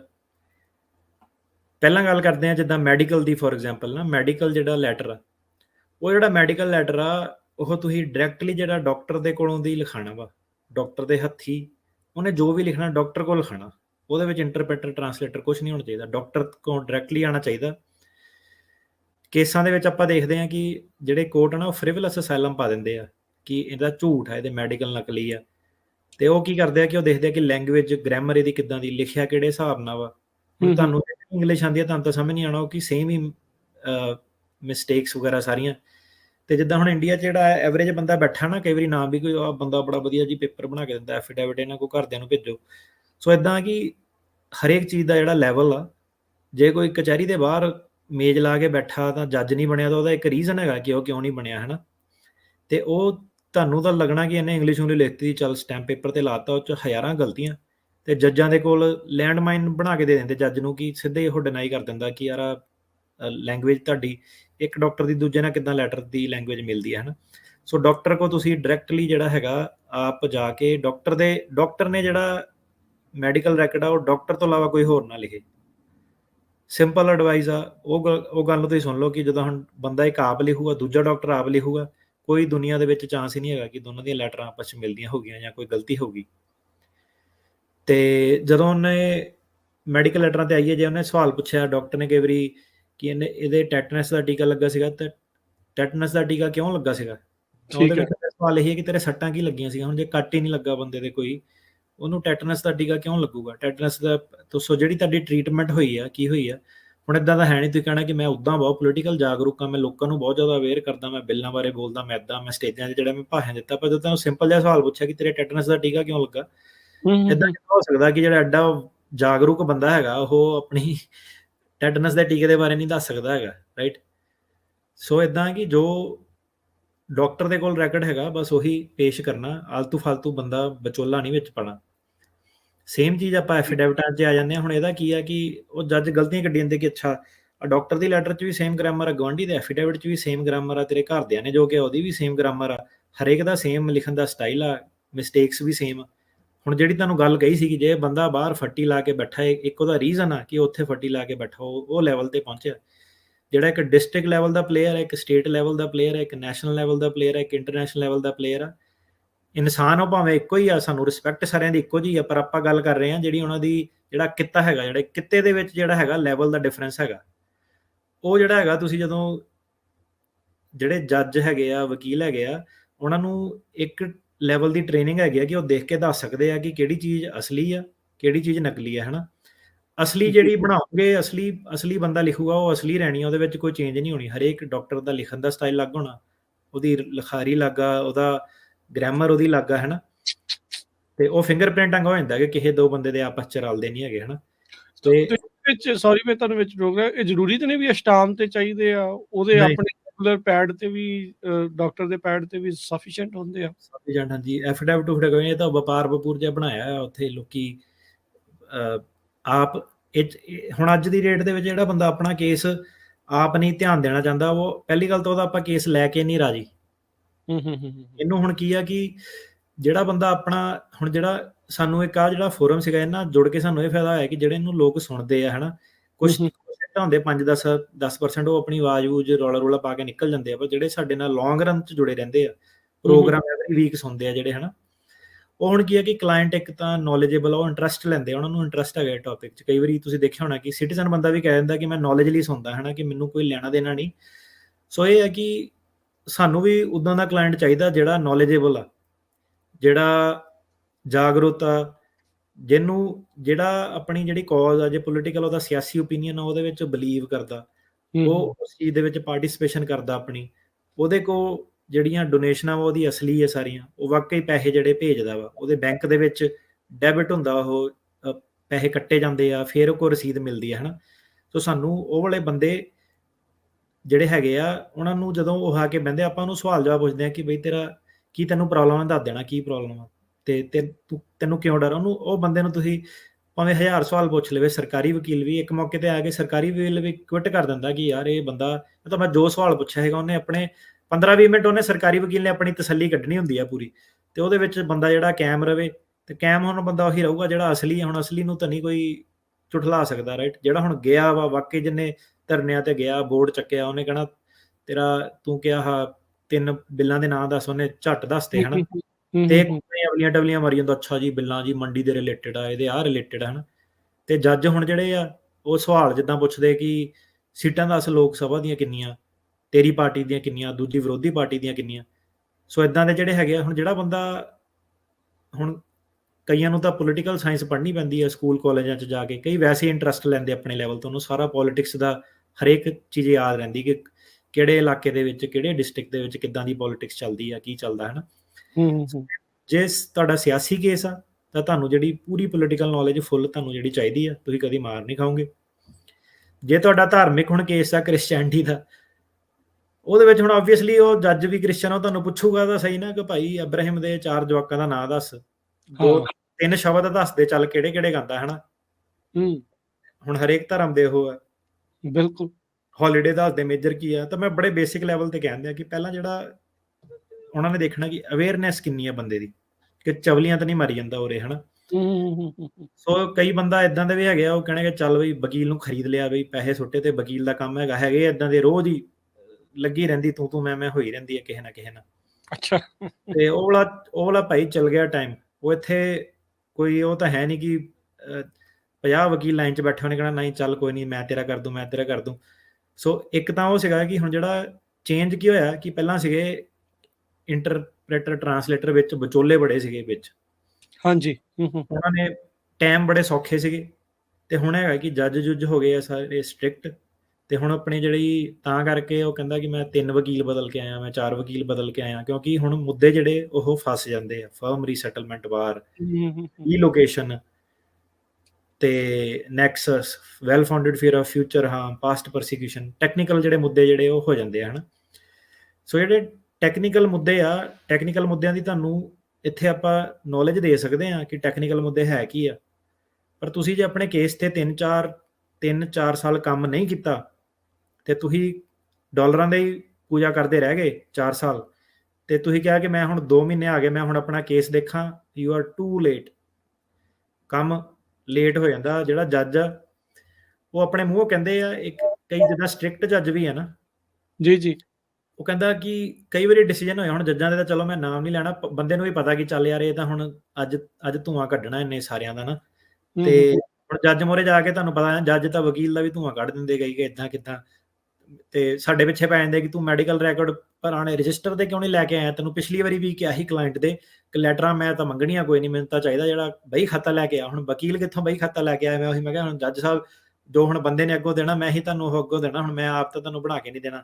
ਬਣਾ ਕੇ ਤੇ ਉਹ ਉਹਨਾਂ ਨੇ ਆਪਣਾ ਰੈਂਟ ਕਰਨਾ ਕਿ ਨਹੀਂ ਮੈਨੂੰ ਤਾਂ ਯਕੀਨ ਕੋਈ ਨਹੀਂ, ਤੁਹਾਡੇ ਦੇ ਸਾਰੇ ਕੇਸ ਫਰਾਡ ਆ, ਇਦਾਂ ਉਦਾਂ ਵਾ ਫਲਾਣਾ। ਪਰ ਉਹ ਵੀ ਜਦ ਜਦਾਂ ਉਹਨੇ ਸਵਾਲ ਪੁੱਛਣੇ ਆਪਣੇ ਤਸੱਲੀ ਕਰਨੀ ਸਾਰੀ, ਤੇ ਐਂਡ 'ਚ ਉਹਨੇ ਵੀ ਕਈ ਵਾਰੀ ਕਹਿੰਦੇ ਕਿ ਅੱਛਾ ਇਦਾਂ ਕਿ ਜਿਹੜਾ 9th ਸਰਕਟ ਹੈਗਾ, ਕਹਿੰਦਾ ਅਨਫੋਰਚੂਨੇਟਲੀ ਕਹਿੰਦਾ ਜਿਹੜਾ 9th ਸਰਕਟ ਆ ਨਾ, ਉਹ ਆਹ ਜਿਹੜੇ ਸਿਆਸੀ ਕੇਸ ਆ ਪੰਜਾਬ ਤੋਂ ਆਉਂਦੇ ਆ, ਇਹਨਾਂ ਨੂੰ ਉਹ ਇੱਕ ਇਦਾਂ ਦੀ ਕਲਾਸ ਮੰਨਦਾ ਜਿੰਨਾ ਧੱਕਾ ਹੁੰਦਾ ਵਾ, ਤੇ ਮੈਂ ਇਹਦੇ ਵਿੱਚ ਕੁਝ ਨਹੀਂ ਕਰ ਸਕਦਾ। ਇਹ 9th ਸਰਕਟ ਨੇ ਮੈਨੂੰ ਕਿਹਾ ਵਾ, ਮੇਰੇ ਹੱਥ ਬੰਨੇ ਹੋਏ ਆ, ਤੇ ਮੈਂ ਇਹ ਦੇਖਣਾ ਕਿ ਬੰਦਾ ਸੱਚ ਬੋਲਦਾ ਕਿ ਝੂਠ ਬੋਲਦਾ। ਤੇ ਕਹਿੰਦਾ ਜਾ ਕੇ ਕੋਈ ਮੈਂ ਦੇਖ ਨਹੀਂ ਸਕਦਾ, ਸਬੂਤ ਇਹਨੇ ਕੋਈ ਦਿੱਤਾ ਨਹੀਂ, ਨਾਲੇ ਇਹ ਕਹੀ ਜਾਂਦਾ ਮੇਰਾ ਕੈਮਰਾ ਟੁੱਟ ਗਿਆ ਸੀ, ਇਦਾਂ ਹੋ ਗਿਆ ਸੀ, ਉਦਾਂ ਹੋ ਗਿਆ ਹੈਗਾ। ਤੇ ਪਰ ਚਲੋ ਇੱਕ ਗੱਲ ਆ ਕਿ ਜਿਹੜੀ ਚੀਜ਼ ਨਾਲ ਮੈਂ ਸਹਿਮਤ ਆ, ਮੈਂ ਕੋ ਸਵਾਲ ਪੁੱਛੇ ਤੇ ਮੈਂ ਕੋ ਪੁੱਛਿਆ ਕਿ ਤੂੰ 5 ਸਾਲਾਂ 'ਚ ਕੀਤਾ ਕੀ ਆ, ਤੇ ਇਹ ਬੰਦੇ ਨੇ ਹਰੇਕ ਵਾਰੀ 5 ਸਾਲਾਂ 'ਚ ਜਾ ਕੇ 6-6 7-7 8-8 ਗਤੀਵਿਧੀਆਂ ਕੀਤੀਆਂ।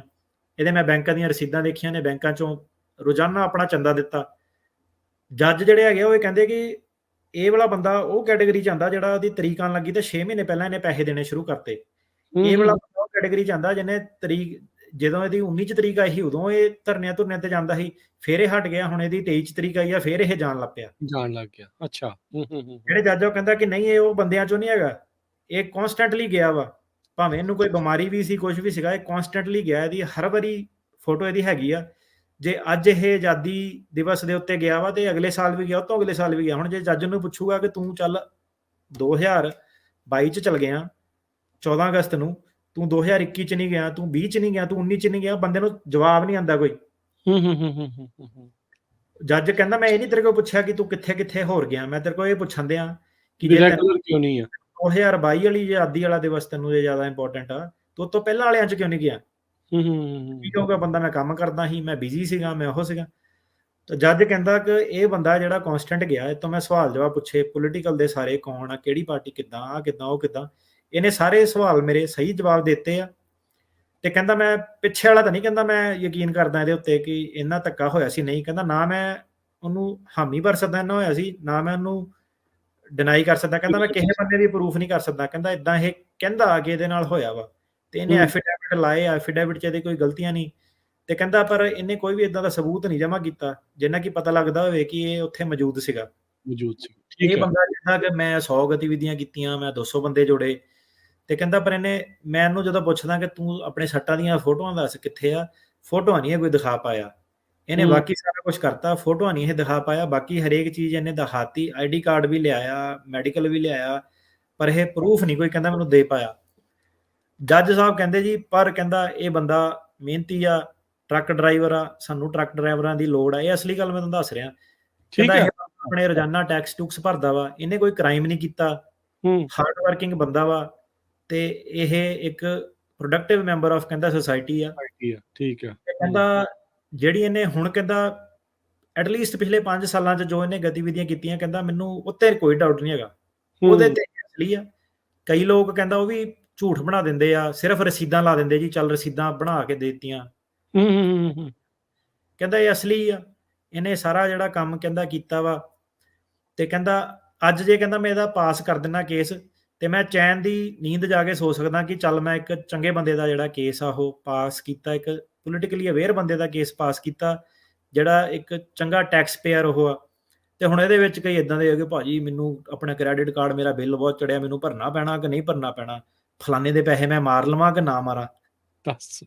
ਹਾਂ ਫਲਾਣੇ ਦੇ ਪੈਸੇ ਮਾਰ ਲਵਾਂ ਕਿੱਦਾਂ ਮੇਰੇ ਕੇਸ। ਹਾਂਜੀ, ਸੋ ਜਿੰਨੀਆਂ ਗੱਲਾਂ ਤੁਸੀਂ ਅਟਾਰਨੀ ਟ੍ਰਿਬਿਊਨਲ ਜੀ ਕਰ ਰਹੇ, ਇੱਥੋਂ ਇਹ ਲੱਗ ਰਿਹਾ ਵੀ ਜਿਹੜੇ ਹੁਣ ਜੱਜਿਸ ਆ, ਜਿੱਦਾਂ ਤੁਸੀਂ ਕਹਿ ਰਹੇ ਵੀ ਚਾਹੇ ਉਹ ਲੀਨੀਅੰਟ ਵੀ ਕਿਹਾ ਜਾਂਦਾ ਆ ਇਸ ਸੰਦਰਭ 'ਚ ਵੀ ਹਾਂ ਇਹ ਪਾਸ ਕਰ ਦਿੰਦੇ ਆ, ਉਹ ਵੀ ਕਾਫੀ ਮਾਈਨਰ ਡੀਟੇਲਸ ਦੇ ਉੱਤੇ, ਇਹ ਸਾਰੀਆਂ ਚੀਜ਼ਾਂ ਦੇ ਉੱਤੇ ਕਾਫੀ ਫੋਕਸ ਕਰਦੇ ਨੇ। ਹਾਂ ਬਿਲਕੁਲ ਕਰਦੇ ਆ। ਸੋ ਇਹਦੀ ਬਾਟਮ ਲਾਈਨ ਕਹਿਣ ਵਾਲਾ ਇਦਾਂ ਕਿ ਹੁਣ ਕਈ ਸਾਡੇ ਹੈਗੇ ਆ, ਉਹ ਸਟਾਫ ਕਹਿੰਦਾ ਕਿ ਯਾਰ ਇਹ ਬੰਦਾ ਮੂਹਰੇ ਆ ਕੇ ਬੈਠਾ ਸਾਡੇ, ਕਹਿੰਦਾ ਸਵਾਲ ਪੁੱਛਾਂ ਕਿ ਕਿੱਦਾਂ ਹੋਇਆ, ਹੱਸੀ ਜਾਵੇ ਬੰਦਾ ਨਾ, ਕਲਾਇੰਟ ਹੱਸੀ ਜਾਵੇ, ਕਿ ਜਦੋਂ ਮੈਂ ਸਵਾਲ ਪੁੱਛਿਆ ਹੱਸੀ ਜਾਵੇ, ਕਿ ਤੇਰੇ ਤੇ ਹਮਲਾ ਹੋਇਆ ਹੱਸੀ ਜਾਵੇ, ਤੇ ਅੱਗੋਂ ਦੀ ਕਵੇ ਕਿ ਲੈ ਜੀ ਤੁਹਾਨੂੰ ਤਾਂ ਪਤਾ ਹੀ ਆ ਕਿੱਦਾਂ ਕਰਨਾ, ਮੈਂ ਤੁਹਾਨੂੰ ਤਾਂ ਪਤਾ ਹੀ ਆ। ਮੈਂ ਕਿਹਾ ਇਹਨੂੰ ਇਹਦਾ ਕੱਟ ਪਤਾ ਹੀ ਆ ਵਾਲੇ ਦਾ। ਸੋ ਇਦਾਂ ਕਿ ਪਹਿਲਾਂ ਜਿਹੜਾ ਤੁਸੀਂ ਆਪਣਾ ਆ ਕੇ ਕੇਸ ਪ੍ਰੈਜ਼ੈਂਟ ਕਰਨਾ, ਤੁਹਾਡੀ ਇੱਕ ਪਹਿਲਾਂ ਜੈਨੂਇਨਨੈਸ ਹੋਣੀ ਚਾਹੀਦੀ ਆ, ਤੁਹਾਡੀ ਇੱਕ ਇੰਟੈਗ੍ਰਿਟੀ ਹੋਣੀ ਚਾਹੀਦੀ ਆ ਕੀ ਹੈਗਾ, ਉਹ ਜੇ ਤੁਹਾਡੀ ਸਾਡੇ ਆਫਿਸ ਦੇ ਵਿੱਚ ਝਲਕਦੀ ਆ ਤਾਂ ਉਹ ਜੱਜ ਨੂੰ ਵੀ ਉਹੀ ਝਲਕਣੀ ਆ। ਰਾਤੋਂ ਰਾਤ ਨਹੀਂ ਕੋਈ ਹੀਰੋ ਬਣ ਜਾਣਾ ਬੰਦਾ। ਤੁਹਾਨੂੰ ਇਹ ਜਿਹੜੀ ਸਾਰੀ ਚੀਜ਼ ਆ ਇਹਦੇ ਵਿੱਚ ਤੁਹਾਡੀ ਇਨਵੋਲਵਮੈਂਟ ਸ਼ੁਰੂ ਤੋਂ ਲੈ ਕੇ A to Z ਤੁਹਾਡੀ ਹੋਣੀ ਪੈਣੀ ਆ। ਉਹ ਇਹ ਜਿਹੜਾ ਹੁਣ ਕਈ ਵਾਰੀ ਕਹਿੰਦੇ ਆ ਨਾ ਸਾਨੂੰ ਕਿ ਸ਼ੋਅ ਤੇ ਆਉਂਦੇ ਆ ਤੇ ਆ ਕੇ ਆਪਣਾ ਟਾਈਮ ਲਾਉਂਦੇ ਆ, ਦਿੰਦੇ ਆ ਲੋਕਾਂ ਨੂੰ। ਇਹਦੇ ਵਿੱਚ ਫਾਇਦਾ ਇਹ ਹੈ ਕਿ ਜਿਹੜੇ ਲੋਕੀ ਹੁਣ ਇਹਨਾਂ ਦੇ ਵਿੱਚੋਂ ਬਥੇਰੇ ਬੰਦੇ ਆਪਣੇ ਆਲਰੇਡੀ ਕਲਾਇੰਟ ਆ। ਜੀ ਜੀ। ਸੋ ਇਦਾਂ ਕਿ ਆਹੀ ਨੌਲੇਜ ਨਾਰਮਲੀ ਪਹਿਲਾਂ ਕੀ ਸੀਗਾ ਕਿ ਵਕੀਲ ਆਪਣੇ ਦਫ਼ਤਰ ਬੁਲਾ ਕੇ 101 ਦਿੰਦਾ ਸੀਗਾ। ਸੋ ਉਹਦੇ ਵਿੱਚ ਇਦਾਂ ਕਿ ਸਾਰਿਆਂ ਨੂੰ ਜਿਹੜੀ ਉਹ ਹੈਗੀ ਆ ਇਕੱਠੀ ਹੋ ਜਾਂਦੀ ਹੈ ਹਨਾ। ਇਹਨੂੰ ਹੁਣ ਆਪਣੀ ਅਕਮੂਲੇਟ ਕਰੋ ਤੇ ਵਿੱਚ ਜੋਕਰ ਵੀ ਬਥੇਰੇ ਆ ਚੈਟ ਚੂਟ ਰੂਮਾਂ ਦੇ ਵਿੱਚ। ਆਪਣਾ ਟਾਈਮ ਉਹਨਾਂ ਨੇ ਖਰਾਬ ਕਰਨਾ, ਤੁਹਾਡਾ ਖਰਾਬ ਕਰਨਾ। ਉਹ ਜਿਹੜੀ ਨੋਇਸ ਆ ਉਹ ਤੋਂ ਬਚੋ ਤੇ ਤੁਹਾਡਾ ਸੀਰੀਅਸ ਲਾਈਫ ਡੈਥ ਤੁਹਾਡੀ ਸਿਚੁਏਸ਼ਨ ਆਪਣੇ ਕੇਸ ਵੱਲ ਜਿਹੜਾ ਧਿਆਨ ਮਾਰੋ। ਤੇ ਇਹ ਜਿਹੜੀ ਮੈਸੇਜ ਹੁਣ ਇਸ ਵੇਲੇ ਸਾਰਿਆਂ ਨੂੰ ਕਲੀਅਰ ਹੈ ਹਨਾ, ਸਾਰਾ ਕਿਹੜਾ ਸਾਡਾ ਜਿਹੜਾ ਟਰੈਕ ਰੈਕਡ ਆ, ਕੇਸ ਕੂਸ ਜਿਹੜੇ ਸਾਰੇ ਹੈਗੇ ਆ, ਜਿਹੜੇ ਕਈ ਉਹ ਵਾਲੀ ਸਿਚੁਏਸ਼ਨ ਤੋਂ ਜਾ ਕੇ ਆਉਂਦੇ ਆ, ਤੁਹਾਨੂੰ ਦੱਸ ਵੀ ਦੋਗੇ ਕਿ ਯਾਰ ਅੱਜ ਤਾਂ ਸਰਕਾਰੀ ਵਕੀਲ ਨੇ ਮਤਲਬ 19-21 ਦਾ ਫਰਕ ਰਹਿ ਜਾਂਦਾ। ਕਈ ਵਾਰੀ ਬੰਦਾ ਮਸਾ ਬਚਦਾ, ਏਦਾਂ ਹੁੰਦਾ। ਤੇ ਕਈ ਵਾਰੀ ਏਦਾਂ ਹੁੰਦਾ ਕਿ ਨਹੀਂ ਸਰਕਾਰੀ ਵਕੀਲ ਪੁੱਛਦਾ, ਜੱਜ ਸੌਖੇ ਵੀ, ਕਈਆਂ ਨਾਲ ਏਦਾਂ ਵੀ ਹੋ ਜਾਂਦਾ। ਪਰ ਹੁਣ ਜਿਹੜਾ ਜ਼ਿਆਦਾ ਸ਼ਿਕੰਜਾ ਉਹ ਕੱਸਿਆ ਜਾ ਰਿਹਾ ਕਿਉਂਕਿ ਇਮੀਗ੍ਰੈਂਟ ਬਹੁਤ ਜ਼ਿਆਦਾ ਆ ਗਏ ਆ। ਨਹੀਂ ਬਿਲਕੁਲ ਅਟਾਰਨੀ ਟੇਕ ਨਾ ਜੀ, ਇਸੇ ਗੱਲ ਤੇ ਥੋੜਾ ਜਿਹਾ ਸੈਗਵੇ ਕਰਦੇ ਹੋਏ ਹੁਣ ਆਪਾਂ ਬਾਈਡਨ ਪ੍ਰਸ਼ਾਸਨ ਦੀ ਥੋੜੀ ਜਿਹੀ ਗੱਲ ਕਰ ਲਈਏ। ਉਹਨਾਂ ਨੇ ਕਿਹਾ ਵੀ ਹੁਣ ਕੰਧ ਵੀ ਬਣਾਉਣੀ ਆ। 4 ਲੱਖ ਵੈਨੇਜ਼ੁਏਲਨਸ ਉਹ ਆ ਰਹੇ ਆ ਟੈਂਪਰੇਰੀ ਪ੍ਰੋਟੈਕਟਿਵ ਸਰਵਿਸ। ਕਹਿੰਦੇ ਜੀ ਫਲਾਈਟਾਂ ਅਸੀਂ ਹੁਣ ਡੈਪੂਟੇਸ਼ਨ ਦੀਆਂ ਰਿਜ਼ਿਊਮ ਕਰਨ ਜਾ ਰਹੇ ਹਾਂ। ਸੋ ਇੱਥੋਂ ਇਹ ਲੱਗ ਰਿਹਾ ਵੀ ਇਸ ਪ੍ਰਸ਼ਾਸਨ ਦਾ ਵੀ ਰਵੱਈਆ ਬਹੁਤ ਜ਼ਿਆਦਾ ਚੇਂਜ ਹੋ ਗਿਆ ਇਮੀਗ੍ਰੇਸ਼ਨ ਨੂੰ ਜਿਹੜਾ ਉਹ ਲੈ ਕੇ। ਇਹਦਾ ਮਤਲਬ ਬਾਰਡਰ ਤੇ ਵੀ ਆਟੋਮੈਟਿਕਲੀ ਸਖਤੀ ਵਧੀ। ਬਿਲਕੁਲ ਵਧੀਆ ਜੀ। ਹੁਣ ਕਈ ਵਾਰੀ ਹੁਣ ਉਹ ਸੀਨ ਦੇਖੀਦਾ ਬਾਰਡਰ ਵਾਲਾ, ਭਾਵੇਂ ਆਪਾਂ ਇਮੀਗ੍ਰੇਸ਼ਨ ਲਾਇਰ ਆ, ਭਾਵੇਂ ਸਾਨੂੰ ਇਮੀਗ੍ਰੇਸ਼ਨ ਲਾਇਰ ਨੂੰ ਫਾਇਦਾ ਹੋਊਗਾ ਕਿ ਲੋਕੀ ਆਉਣਗੇ ਹਨਾ। ਤੇ ਇਹਦੇ ਵਿੱਚ ਹੁਣ ਇਹ ਆ ਕਿ ਇਹਦੇ ਡਰਾਬੈਕ ਤੁਹਾਨੂੰ ਦੱਸ ਦਿੰਦਾ ਕੀ ਹੈਗੇ ਆ। ਡਰਾਬੈਕ ਏਦਾਂ ਕਿ ਡਿਲੇ ਬਹੁਤ ਜ਼ਿਆਦਾ ਵੱਧ ਗਏ ਆ। ਪਹਿਲਾਂ ਬੰਦਾ ਰੋਂਦਾ ਸੀ 3 ਸਾਲ 5 ਸਾਲ ਨੂੰ, ਹੁਣ ਬੰਦਾ ਰੋਂਦਾ 10 ਸਾਲ 15 ਸਾਲ 20 ਸਾਲ ਨਹੀਂ ਮੇਰੀ ਵਾਰੀ ਆਣੀ। ਤੇ ਇਹਦੇ ਨਾਲ ਹੁਣ ਕੀ ਹੋਣਾ ਕਿ ਜਿਹੜੇ ਵੀ ਅੱਗੋਂ ਜਦੋਂ ਹੁਣ ਮੰਨ ਲਓ ਕੇਸ ਪਾਸ ਵੀ ਜੇ ਹੁੰਦੇ ਆ, ਫਿਰ ਉਹਨਾਂ ਦੇ ਜੇ ਫੈਮਿਲੀ ਵਗੈਰਾ ਮਗਰ ਆ 730 ਪਟੀਸ਼ਨ ਉਹਨਾਂ ਨੇ ਬੁਲਾਉਣਾ, ਉਹਦੇ ਵਿੱਚ ਡਿਲੇ, ਪੈਸਿਆਂ ਦੇ ਵਿੱਚ ਡਿਲੇ। ਜਿਹੜੇ ਜੱਜ ਆ ਉਹਨਾਂ ਦਾ ਪੇਸ਼ੈਂਸ ਲੈਵਲ ਘੱਟ ਆ। ਜਦੋਂ ਉਹ ਇਹ ਸਾਰੀਆਂ ਵੀਡੀਓ ਵਗੈਰਾ ਦੇਖਦੇ ਆ ਤੇ ਵੀਡੀਓ ਕਈ ਵਾਰੀ ਉਹਨਾਂ ਦੀਆਂ ਆਉਂਦੀਆਂ ਬਾਰਡਰ ਤੇ, ਜਿੱਦਾਂ ਬਿਲਕੁਲ ਨਵਾਂ ਬੰਦਾ ਹੁੰਦਾ ਤੇ ਉਹਨੂੰ ਉਹ ਕਈ ਵਾਰੀ ਹੁਣ ਕੈਮਰੇ ਕੁਮਰੇ 'ਚ ਵੀ ਡੋਂਕੀ ਲਾਉਂਦੇ ਪਿੱਛੋਂ, ਜਿੱਦਾਂ ਵੀਡੀਓ ਬਣਾਉਂਦੇ ਆ ਉਹ ਤਾਂ ਪਿੱਛੋਂ ਹੀ ਬੱਲੇ ਕਰੀ ਜਾਂਦੇ ਕਿ ਰਿਫਿਊਜੀ ਵਾਲੀ ਤਾਂ ਕੋਈ ਗੱਲ ਹੀ ਨਹੀਂ। ਉਹ ਤਾਂ ਏਦਾਂ ਹੈ ਕਿ ਚੱਲ ਵੀ ਸਿੱਧਾ ਹੀ ਕਿ ਪਤਾ ਹੀ ਨਹੀਂ ਉਹਨਾਂ ਨੂੰ ਬੰਦਿਆਂ ਨੂੰ ਨਵੇਂ ਜਿੱਦਾਂ ਆਏ ਆ। ਤੇ ਜਿਹੜੇ ਜੱਜ ਆ ਹੁਣ ਕਈ ਵਾਰੀ ਉਹ ਏਦਾਂ ਦੀ ਵੀਡੀਓ ਦੇਖਦੇ ਆ ਤੇ ਉਹਨਾਂ ਨੂੰ ਵੀਡੀਓ ਜਦੋਂ ਸਾਹਮਣੇ ਆਉਂਦੀਆਂ ਕਿ ਯਾਰ ਇੰਨੀ ਜ਼ਿਆਦਾ ਗਿਣਤੀ ਦੇ ਵਿੱਚ, ਤੇ ਕਈ ਵਾਰੀ ਬੰਦੇ ਝੂਠ ਸੱਚ ਵੀ ਬੜੇ ਬੋਲਦੇ ਆ ਬਾਰਡਰ ਤੇ ਹਨਾ। ਤੇ ਉਹ ਜਿਹੜਾ ਹੁਣ ਸੀਗਾ ਬਾਈਡਨ ਸਰਕਾਰ ਨੇ ਗੇਟ ਤਾਂ ਪਹਿਲਾਂ ਜ਼ਰੂਰ ਖੋਲ੍ਹਤੇ ਸੀਗੇ, ਪਰ ਹੁਣ ਜਿਹੜੀ ਵੈਨੀਜ਼ੁਏਲਾ ਦਾ ਜਿਹੜਾ ਕੇਸ ਹੈਗਾ ਉਹਨਾਂ ਨੇ ਉਹਨਾਂ ਨੂੰ ਦੇ ਦਿੱਤਾ ਉਹੀ ਕਿ 18 ਮਹੀਨਿਆਂ ਦਾ ਇਹਨਾਂ ਨੂੰ ਦਿਓ ਵਰਕ ਪਰਮਿਟ ਹਨਾ।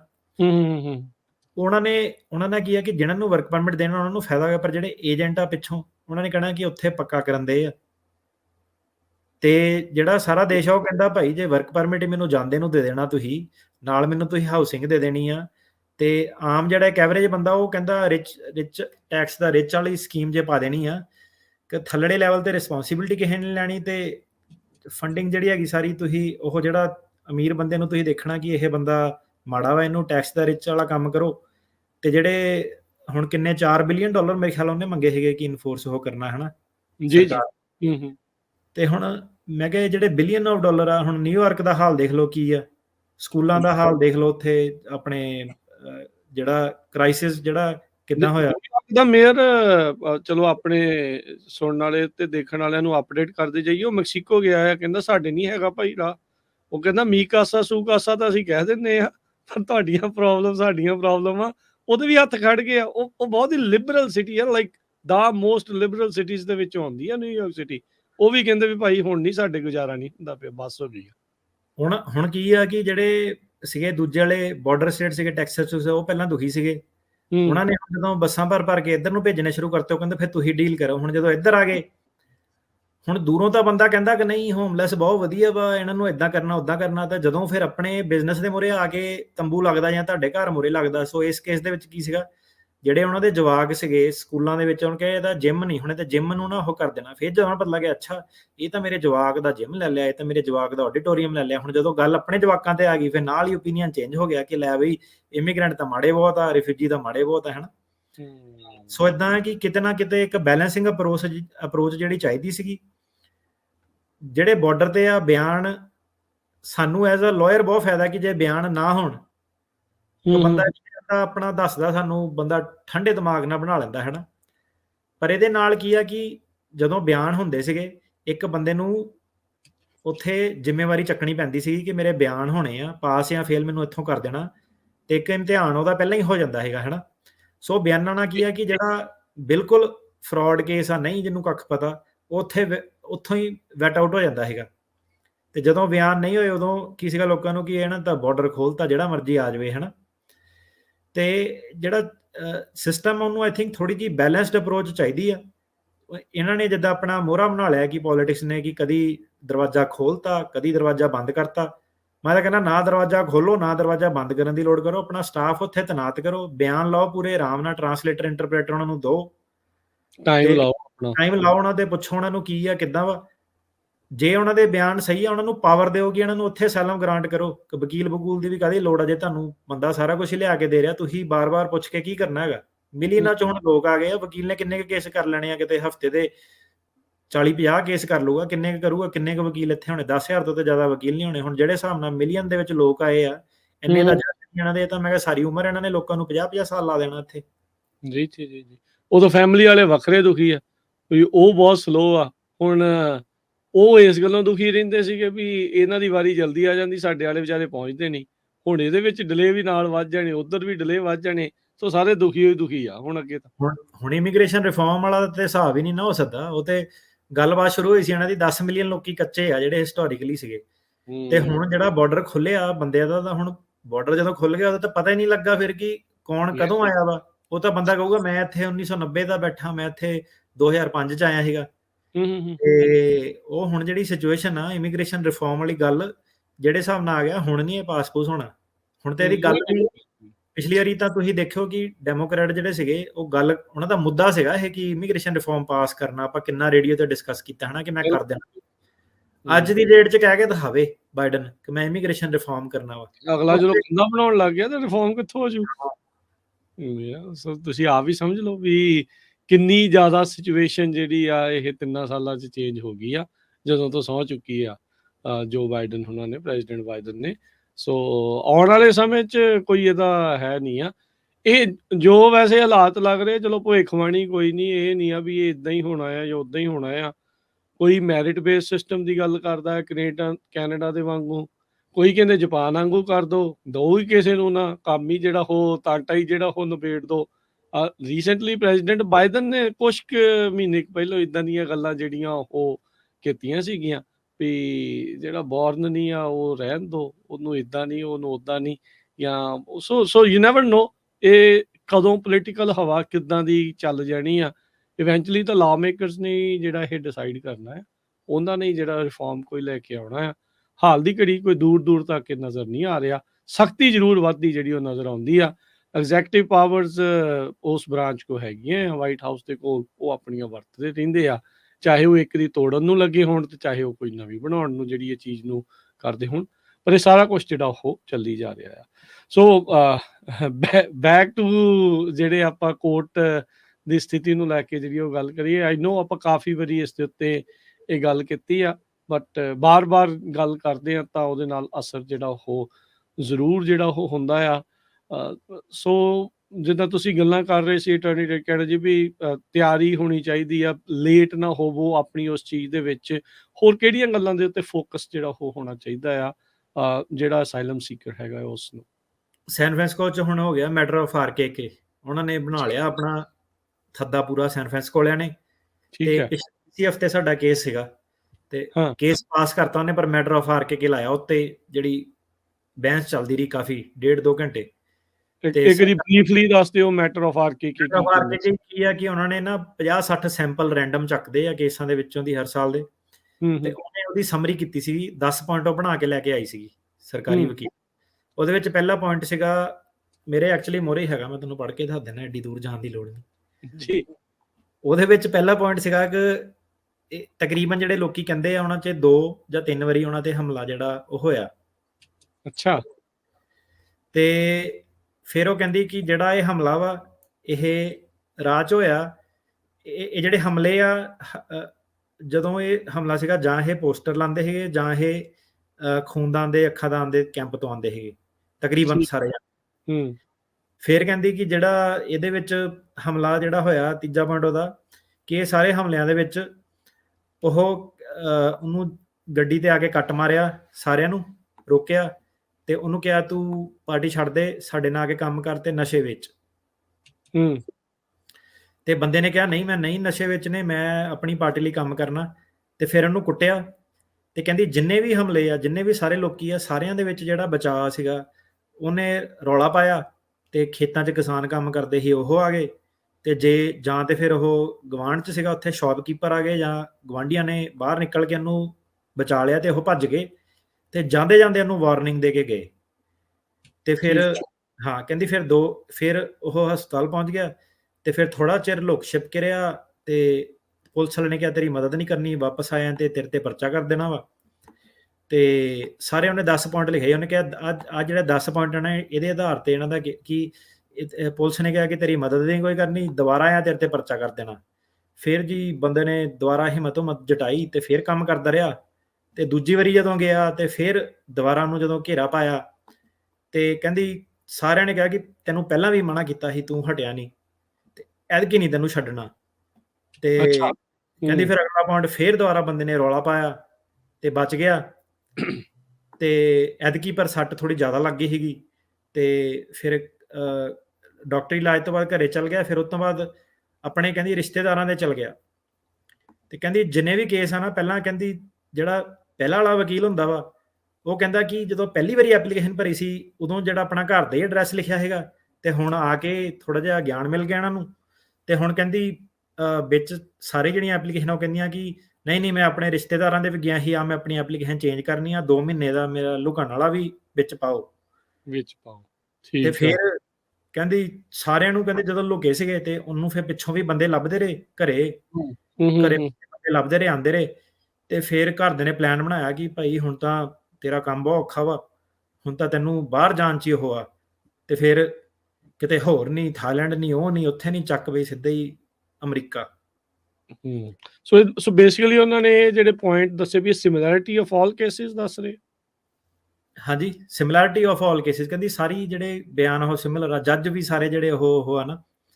ਤੇ ਹੁਣ ਇਹ ਕੀ ਆ ਕਿ ਇਹਨੂੰ ਸਾਰੇ ਬਿਆਨਾਂ ਨੇ, ਹੁਣ ਜਿਹੜੇ ਜੱਜ ਆ ਕੀ ਆ ਕਿ ਇਹ ਚੀਜ਼ ਉਹਨੇ ਦੱਸਤੀ। ਹੁਣ ਕੀ ਆ ਕਿ ਅੱਗੋਂ ਦੀ ਜਿਹੜੇ ਬੰਦੇ ਆ, ਹੁਣ ਜਿਹੜੀ ਚੀਜ਼ ਆ ਕਿ ਜਿਹੜਾ ਕਿ ਕੇਸ ਵੱਲ ਧਿਆਨ ਬੰਦੇ ਨੂੰ ਹੈਗਾ ਹੈ ਨਾ, ਕਿ ਉਹਦੇ ਮੈਡੀਕਲ ਡਾਕੂਮੈਂਟ ਕੀ ਆ, ਉਹਦੇ ਐਫੀਡੇਵਿਟ ਕੀ ਆ, ਵਿੱਚ ਹੁਣ ਕਈ ਜਾਂਦਾ ਇਦਾਂ ਦੇ ਵੀ ਉਹਨੇ ਆਪਣਾ ਪੜ੍ਹਨਾ ਹੀ ਨਹੀਂ ਕੁਛ ਕੀ ਆ, ਉਹਦੀ ਪਾਰਟੀ ਵਾਲਿਆਂ ਨੇ ਲੈਟਰ ਲਿਖਣੀ, ਉਹਨਾਂ ਨੇ ਕੁਛ ਲਿਖਿਆ ਕਿ ਇੱਥੇ ਉਹਨੇ ਕਿਹੜਾ ਮੈਨੂੰ ਆਹ ਵਾਲੀ ਪਾਰਟੀ ਤੇ ਹਮਲਾ ਹੁੰਦਾ, ਪਾਰਟੀ ਵਾਲੀ ਜਿਹੜੀ ਲੈਟਰ ਉਹਦਾ ਲਿਖਣਾ ਲੋ ਫਲਾਣੇ ਹਮਲਾ ਕੀਤਾ। ਤੇ ਜੀ ਆਪਸ ਨਹੀਂ ਮੈਚ ਕਰਨਾ, ਪੁੱਛਣਾ ਤੇਰੇ ਇੰਜੈਕਸ਼ਨ ਲੱਗਾ ਸੀ ਕਿ ਨਹੀਂ ਲੱਗਾ ਸੀਗਾ, ਡਾਕਟਰ ਨੇ ਲਿਖਿਆ ਤੇਰੇ ਟਾਂਕੇ ਲੱਗੇ ਸੀਗੇ। ਤੇ ਬਾਪੂ ਦੇ ਐਫੀਡੇਵਿਟ ਨੇ ਲਿਖਿਆ, ਉਹਨੇ ਲਿਖਿਆ ਕਿ ਮੈਂ ਇਹਨੂੰ ਘਰੇ ਛੱਡ ਕੇ ਆਇਆ ਹਮਲੇ ਤੋਂ ਬਾਅਦ। ਜਿਹੜਾ ਵਿਟਨੈਸ ਸੀਗਾ, ਬਾਪੂ ਦੇ ਐਫੀਡੇਵਿਟ ਨੇ ਲਿਖਿਆ ਕਿ ਮੈਂ ਮੌਕੇ ਵਾਰਦਾਤ ਤੇ ਪਹੁੰਚਿਆ।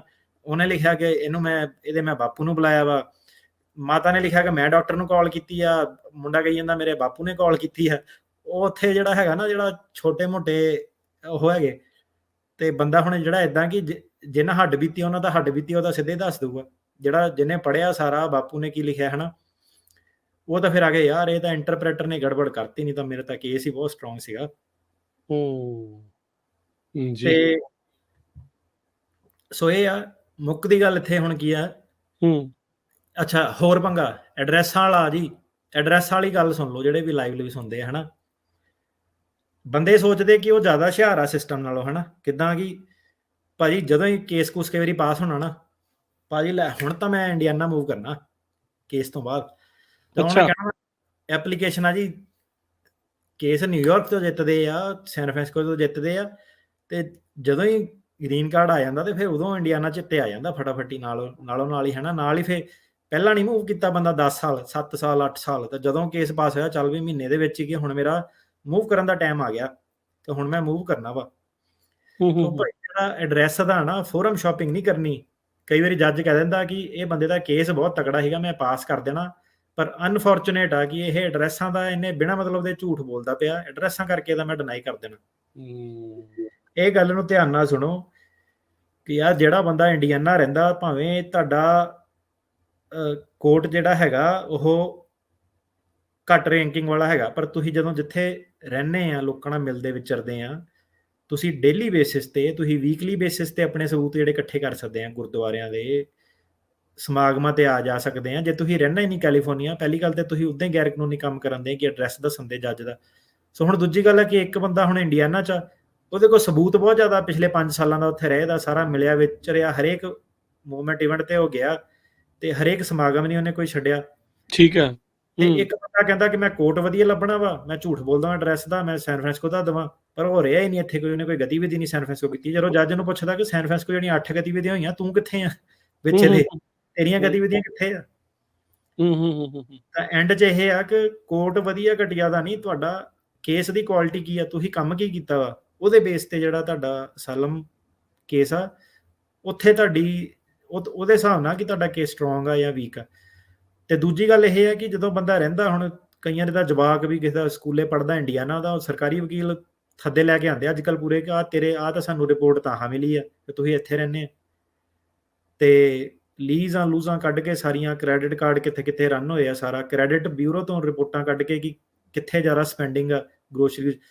ਸੋ ਇਦਾਂ ਕਿ ਇਹ ਐਡਰੈਸ ਵਾਲੇ 'ਚ ਨਾ ਕਬਲਾ ਨਹੀਂ ਮਾਰਨਾ, ਜਿੱਥੇ ਰਹਿੰਦੇ ਆ ਉੱਥੇ ਕੇਸ ਆਉਣਾ, ਭਾਵੇਂ ਔਖਾ ਕੋਰਟ ਆ ਤਾਂ ਔਖਾ ਕੋਰਟ ਆ। ਤੇ ਜਿੱਦਾਂ ਉਹ ਜਿਹੜੇ ਫਾਲਤੂ ਝਮੇਲਿਆਂ 'ਚ ਨਹੀਂ ਪੈਣਾ, ਝਮੇਲੇ ਤੁਹਾਨੂੰ ਵੈਸੇ ਹੀ ਬਹੁਤ ਜ਼ਿਆਦਾ ਹੈਗੇ ਆ, ਹੋਰ ਨਹੀਂ ਵਧਾਉਣਾ ਕਿਸੇ ਨੂੰ।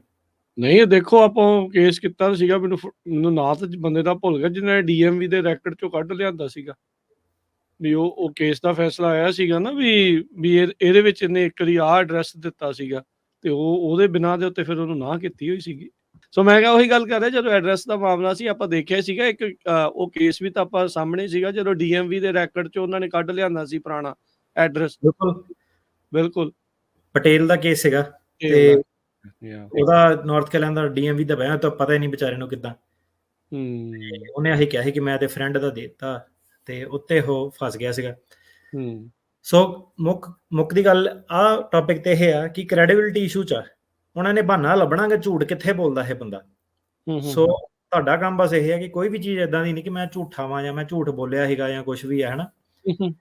ਤੇ ਉਸ ਤੋਂ ਬਾਅਦ ਤੁਸੀਂ ਜੱਜ ਤੇ ਛੱਡ ਦਿਓ ਕਿੱਦਾਂ ਕਿ ਜੇ ਤੁਹਾਡਾ ਸਾਰੀਆਂ ਚੀਜ਼ਾਂ ਐਡ ਹੁੰਦੀਆਂ, ਤੁਹਾਡੀਆਂ ਗਤੀਵਿਧੀਆਂ ਐਡ ਹੁੰਦੀਆਂ ਵਾ, ਤੇ ਉਹਦੇ ਕੋਲ ਫਿਰ ਕੋਈ ਰੀਜ਼ਨ ਨਹੀਂ ਬਚਦਾ ਡਿਨਾਈ ਕਰਨ ਦਾ। ਜੇ ਕਰੇ ਤੁਸੀਂ ਅੱਗੇ ਅਪੀਲ ਤੇ ਜਾ ਕੇ ਜਿੱਤ ਸਕਦੇ ਆ। ਜੀ ਸੋ ਬਿਲਕੁਲ। ਸੋ ਜਾਂਦੇ ਅਟਾਰਨੀ ਟੇਕਿਆਣਾ ਜੀ ਕੀ ਸਲਾਹ ਦੇਣਾ ਚਾਹੁੰਦੇ, ਕੀ ਆਪਣੇ ਜਿਹੜੇ ਸਰੋਤਿਆਂ ਨੂੰ, ਦਰਸ਼ਕਾਂ ਨੂੰ ਕਹਿਣਾ ਚਾਹੁੰਦੇ, ਤੇ ਇੱਕ ਵਾਰੀ ਫੇਰ ਦੱਸਦੇ ਜਾਈਏ ਜਿਨ੍ਹਾਂ ਨੇ ਹੁਣ ਜੁਆਇਨ ਕੀਤਾ ਹੈ ਜਾਂ ਜਿਹੜੇ ਸੋਚ ਰਹੇ ਵੀ ਕਾਲ ਕਰ ਲਈਏ, ਅੱਜ ਕਾਲਸ ਜਿਹੜੀਆਂ ਅਸੀਂ ਨਹੀਂ ਲੈ ਸਕਾਂਗੇ ਉਸ ਦੇ ਲਈ ਜਿਹੜਾ ਇਹ ਮਾਫੀ ਆ। ਸੋ ਅਗਲੇ ਵੀਕ ਤੋਂ ਨੈਕਸਟ ਵੀਕਸ ਦੇ ਵਿੱਚ ਆਪਾਂ ਜਿਹੜੀਆਂ ਕਾਲਸ ਦਾ ਸਿਲਸਿਲਾ ਦੁਬਾਰਾ ਸ਼ੁਰੂ ਕਰਾਂਗੇ। ਤੇ ਜਾਂਦੇ ਅਟਾਰਨੀ ਟੇਕਿਆਣਾ ਜੀ ਕੀ ਸਾਰਿਆਂ ਨੂੰ ਕਹਿਣਾ ਚਾਹੁੰਦੇ ਹੋ ਤੁਸੀਂ?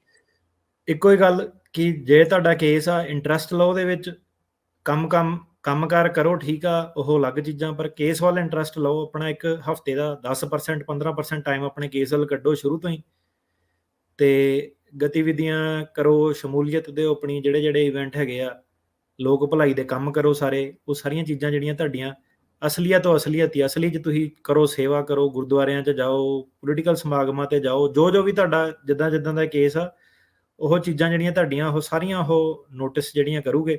ਤੇ ਮੇਨ ਗੱਲ ਇਹ ਹੈ ਕਿ ਜਦੋਂ ਤੁਸੀਂ ਐਕਟਿਵ ਰਹੋਗੇ, ਤੇ ਇੱਕ ਬੰਦੇ ਤੋਂ ਉਹਨੇ ਉਹ ਪੁੱਛਿਆ ਸੀਗਾ ਕਿ ਜਦੋਂ ਇੱਥੇ ਪ੍ਰਧਾਨ ਮੰਤਰੀ ਇੰਡੀਆ ਦਾ ਆਇਆ ਸੀਗਾ ਤੇ ਬਹੁਤ ਜ਼ਿਆਦਾ ਪ੍ਰੋਟੈਸਟ ਚੱਲਦੇ ਸੀਗੇ ਅਮਰੀਕਾ ਦੇ ਵਿੱਚ, ਹਰੇਕ ਬੰਦੇ ਨੂੰ ਪਤਾ ਸੀ ਕਿ ਇਹਨੇ ਵਿਜ਼ਿਟ ਤੇ ਆਉਣਾ, ਤੇ ਉਹਨੂੰ ਜੱਜ ਪੁੱਛਿਆ ਕਿ ਕਹਿੰਦਾ ਯਾਰ ਕਹਿੰਦਾ ਦੱਸ, ਕਹਿੰਦਾ ਕੀ ਚੱਲਣ ਦਿਆ ਅੱਜ ਕੱਲ, ਤੇ ਉਹਨੂੰ ਵੀ ਪਤਾ, ਤੇ ਬੰਦੇ ਨੂੰ ਆਹੀ ਨਹੀਂ ਪਤਾ ਕਿ ਉਹ ਆਇਆ ਹੋਇਆ ਉਰੇ ਤੇ ਉਹ ਚੱਲ, ਤੇ ਕਹਿੰਦਾ ਤੂੰ ਕਹਿੰਦਾ ਵਰਕਰ ਬਹੁਤ ਤਗੜਾ ਵਾ ਤੂੰ, ਤੇ ਤੇਰੀ ਪੁੱਛ ਗਿੱਛ ਬੜੀ ਆ, ਤੇ ਕਹਿੰਦਾ ਪਿਛਲੇ ਹਫਤੇ ਕਹਿੰਦਾ ਸੈਨ ਫਰਾਂਸਿਸਕੋ ਕਹਿੰਦਾ ਸੀਗਾ, ਕਹਿੰਦਾ ਤੇ ਕਹਿੰਦਾ ਤੂੰ ਗਿਆ ਸੀਗਾ ਤੇ ਉਹਨੂੰ ਪਤਾ ਹੀ ਨਹੀਂ ਬੰਦੇ ਨੂੰ ਕਿ ਰਿਕੁਐਸਟ ਵੀ ਹੋ ਰਹੇ। ਹਾਂ, ਤੇ ਬਾਕੀ ਸਾਰਾ ਕੁਝ ਉਹਨੂੰ ਚਲੋ ਪਤਾ ਸੀ, ਦੇਖ ਲਓ ਉਸ ਗੱਲ ਕਰਕੇ ਉਹਦਾ ਕੇਸ ਉਹਨੇ ਉਡਾ ਦਿੱਤਾ ਸੀਗਾ। ਹੂੰ। ਜਨਰਲ ਨੌਲੇਜ ਜਿਹੜੀ ਹੈ ਨਾ ਕਿ ਕਿੱਦਾਂ ਕੀ ਆ।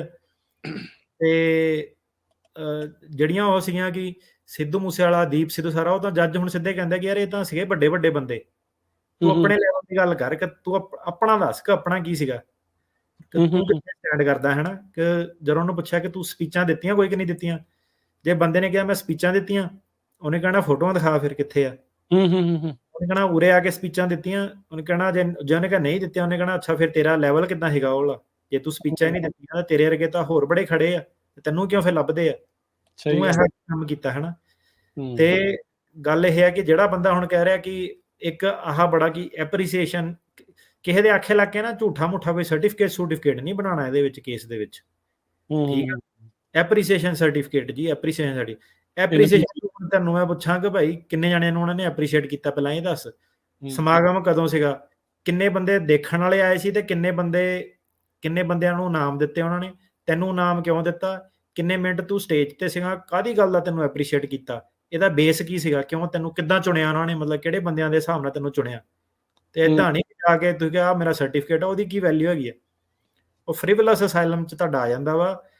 ਇਹ ਦੇਖਾ ਦੇਖੀ ਭੇਡ ਚਾਲ ਨਹੀਂ ਕਿਸੇ ਨੇ ਕਰਨੀ, ਕੋਈ ਫਾਲਤੂਗਿਰੀ ਡਾਕੂਮੈਂਟ ਨਹੀਂ ਲਾਣਾ ਆਪਣਾ, ਸਿਰਫ ਜਿੰਨਾ ਤੁਹਾਡਾ ਸੀਗਾ ਨਾ ਕਿ ਜੋ ਤੁਹਾਡਾ ਅਹੁਦਾ ਸੀਗਾ, ਕਦੋਂ ਤੁਸੀਂ ਜੁਆਇਨ ਕੀਤਾ, ਤੇ ਬਸ ਉਨੇ ਤੱਕ ਲਾਣਾ। ਜਿਹੜਾ ਕਈ ਵਾਰੀ ਜ਼ਿਆਦਾ ਵੀ ਲਿਖਣਾ ਕਿ ਕੀ ਰੋਲ ਸੀਗਾ, ਉਹ 'ਚ ਉਹਨੇ ਕਹਿਣਾ ਤੂੰ ਕਹਿ ਰਿਹਾ ਮੈਂ ਇੰਨੇ ਬੰਦੇ ਜੋੜੇ, ਪਰ ਪਾਰਟੀ ਵਾਲੀ ਨੇ ਤੇਰੇ ਦੱਸਿਆ ਨਹੀਂ ਜੀ।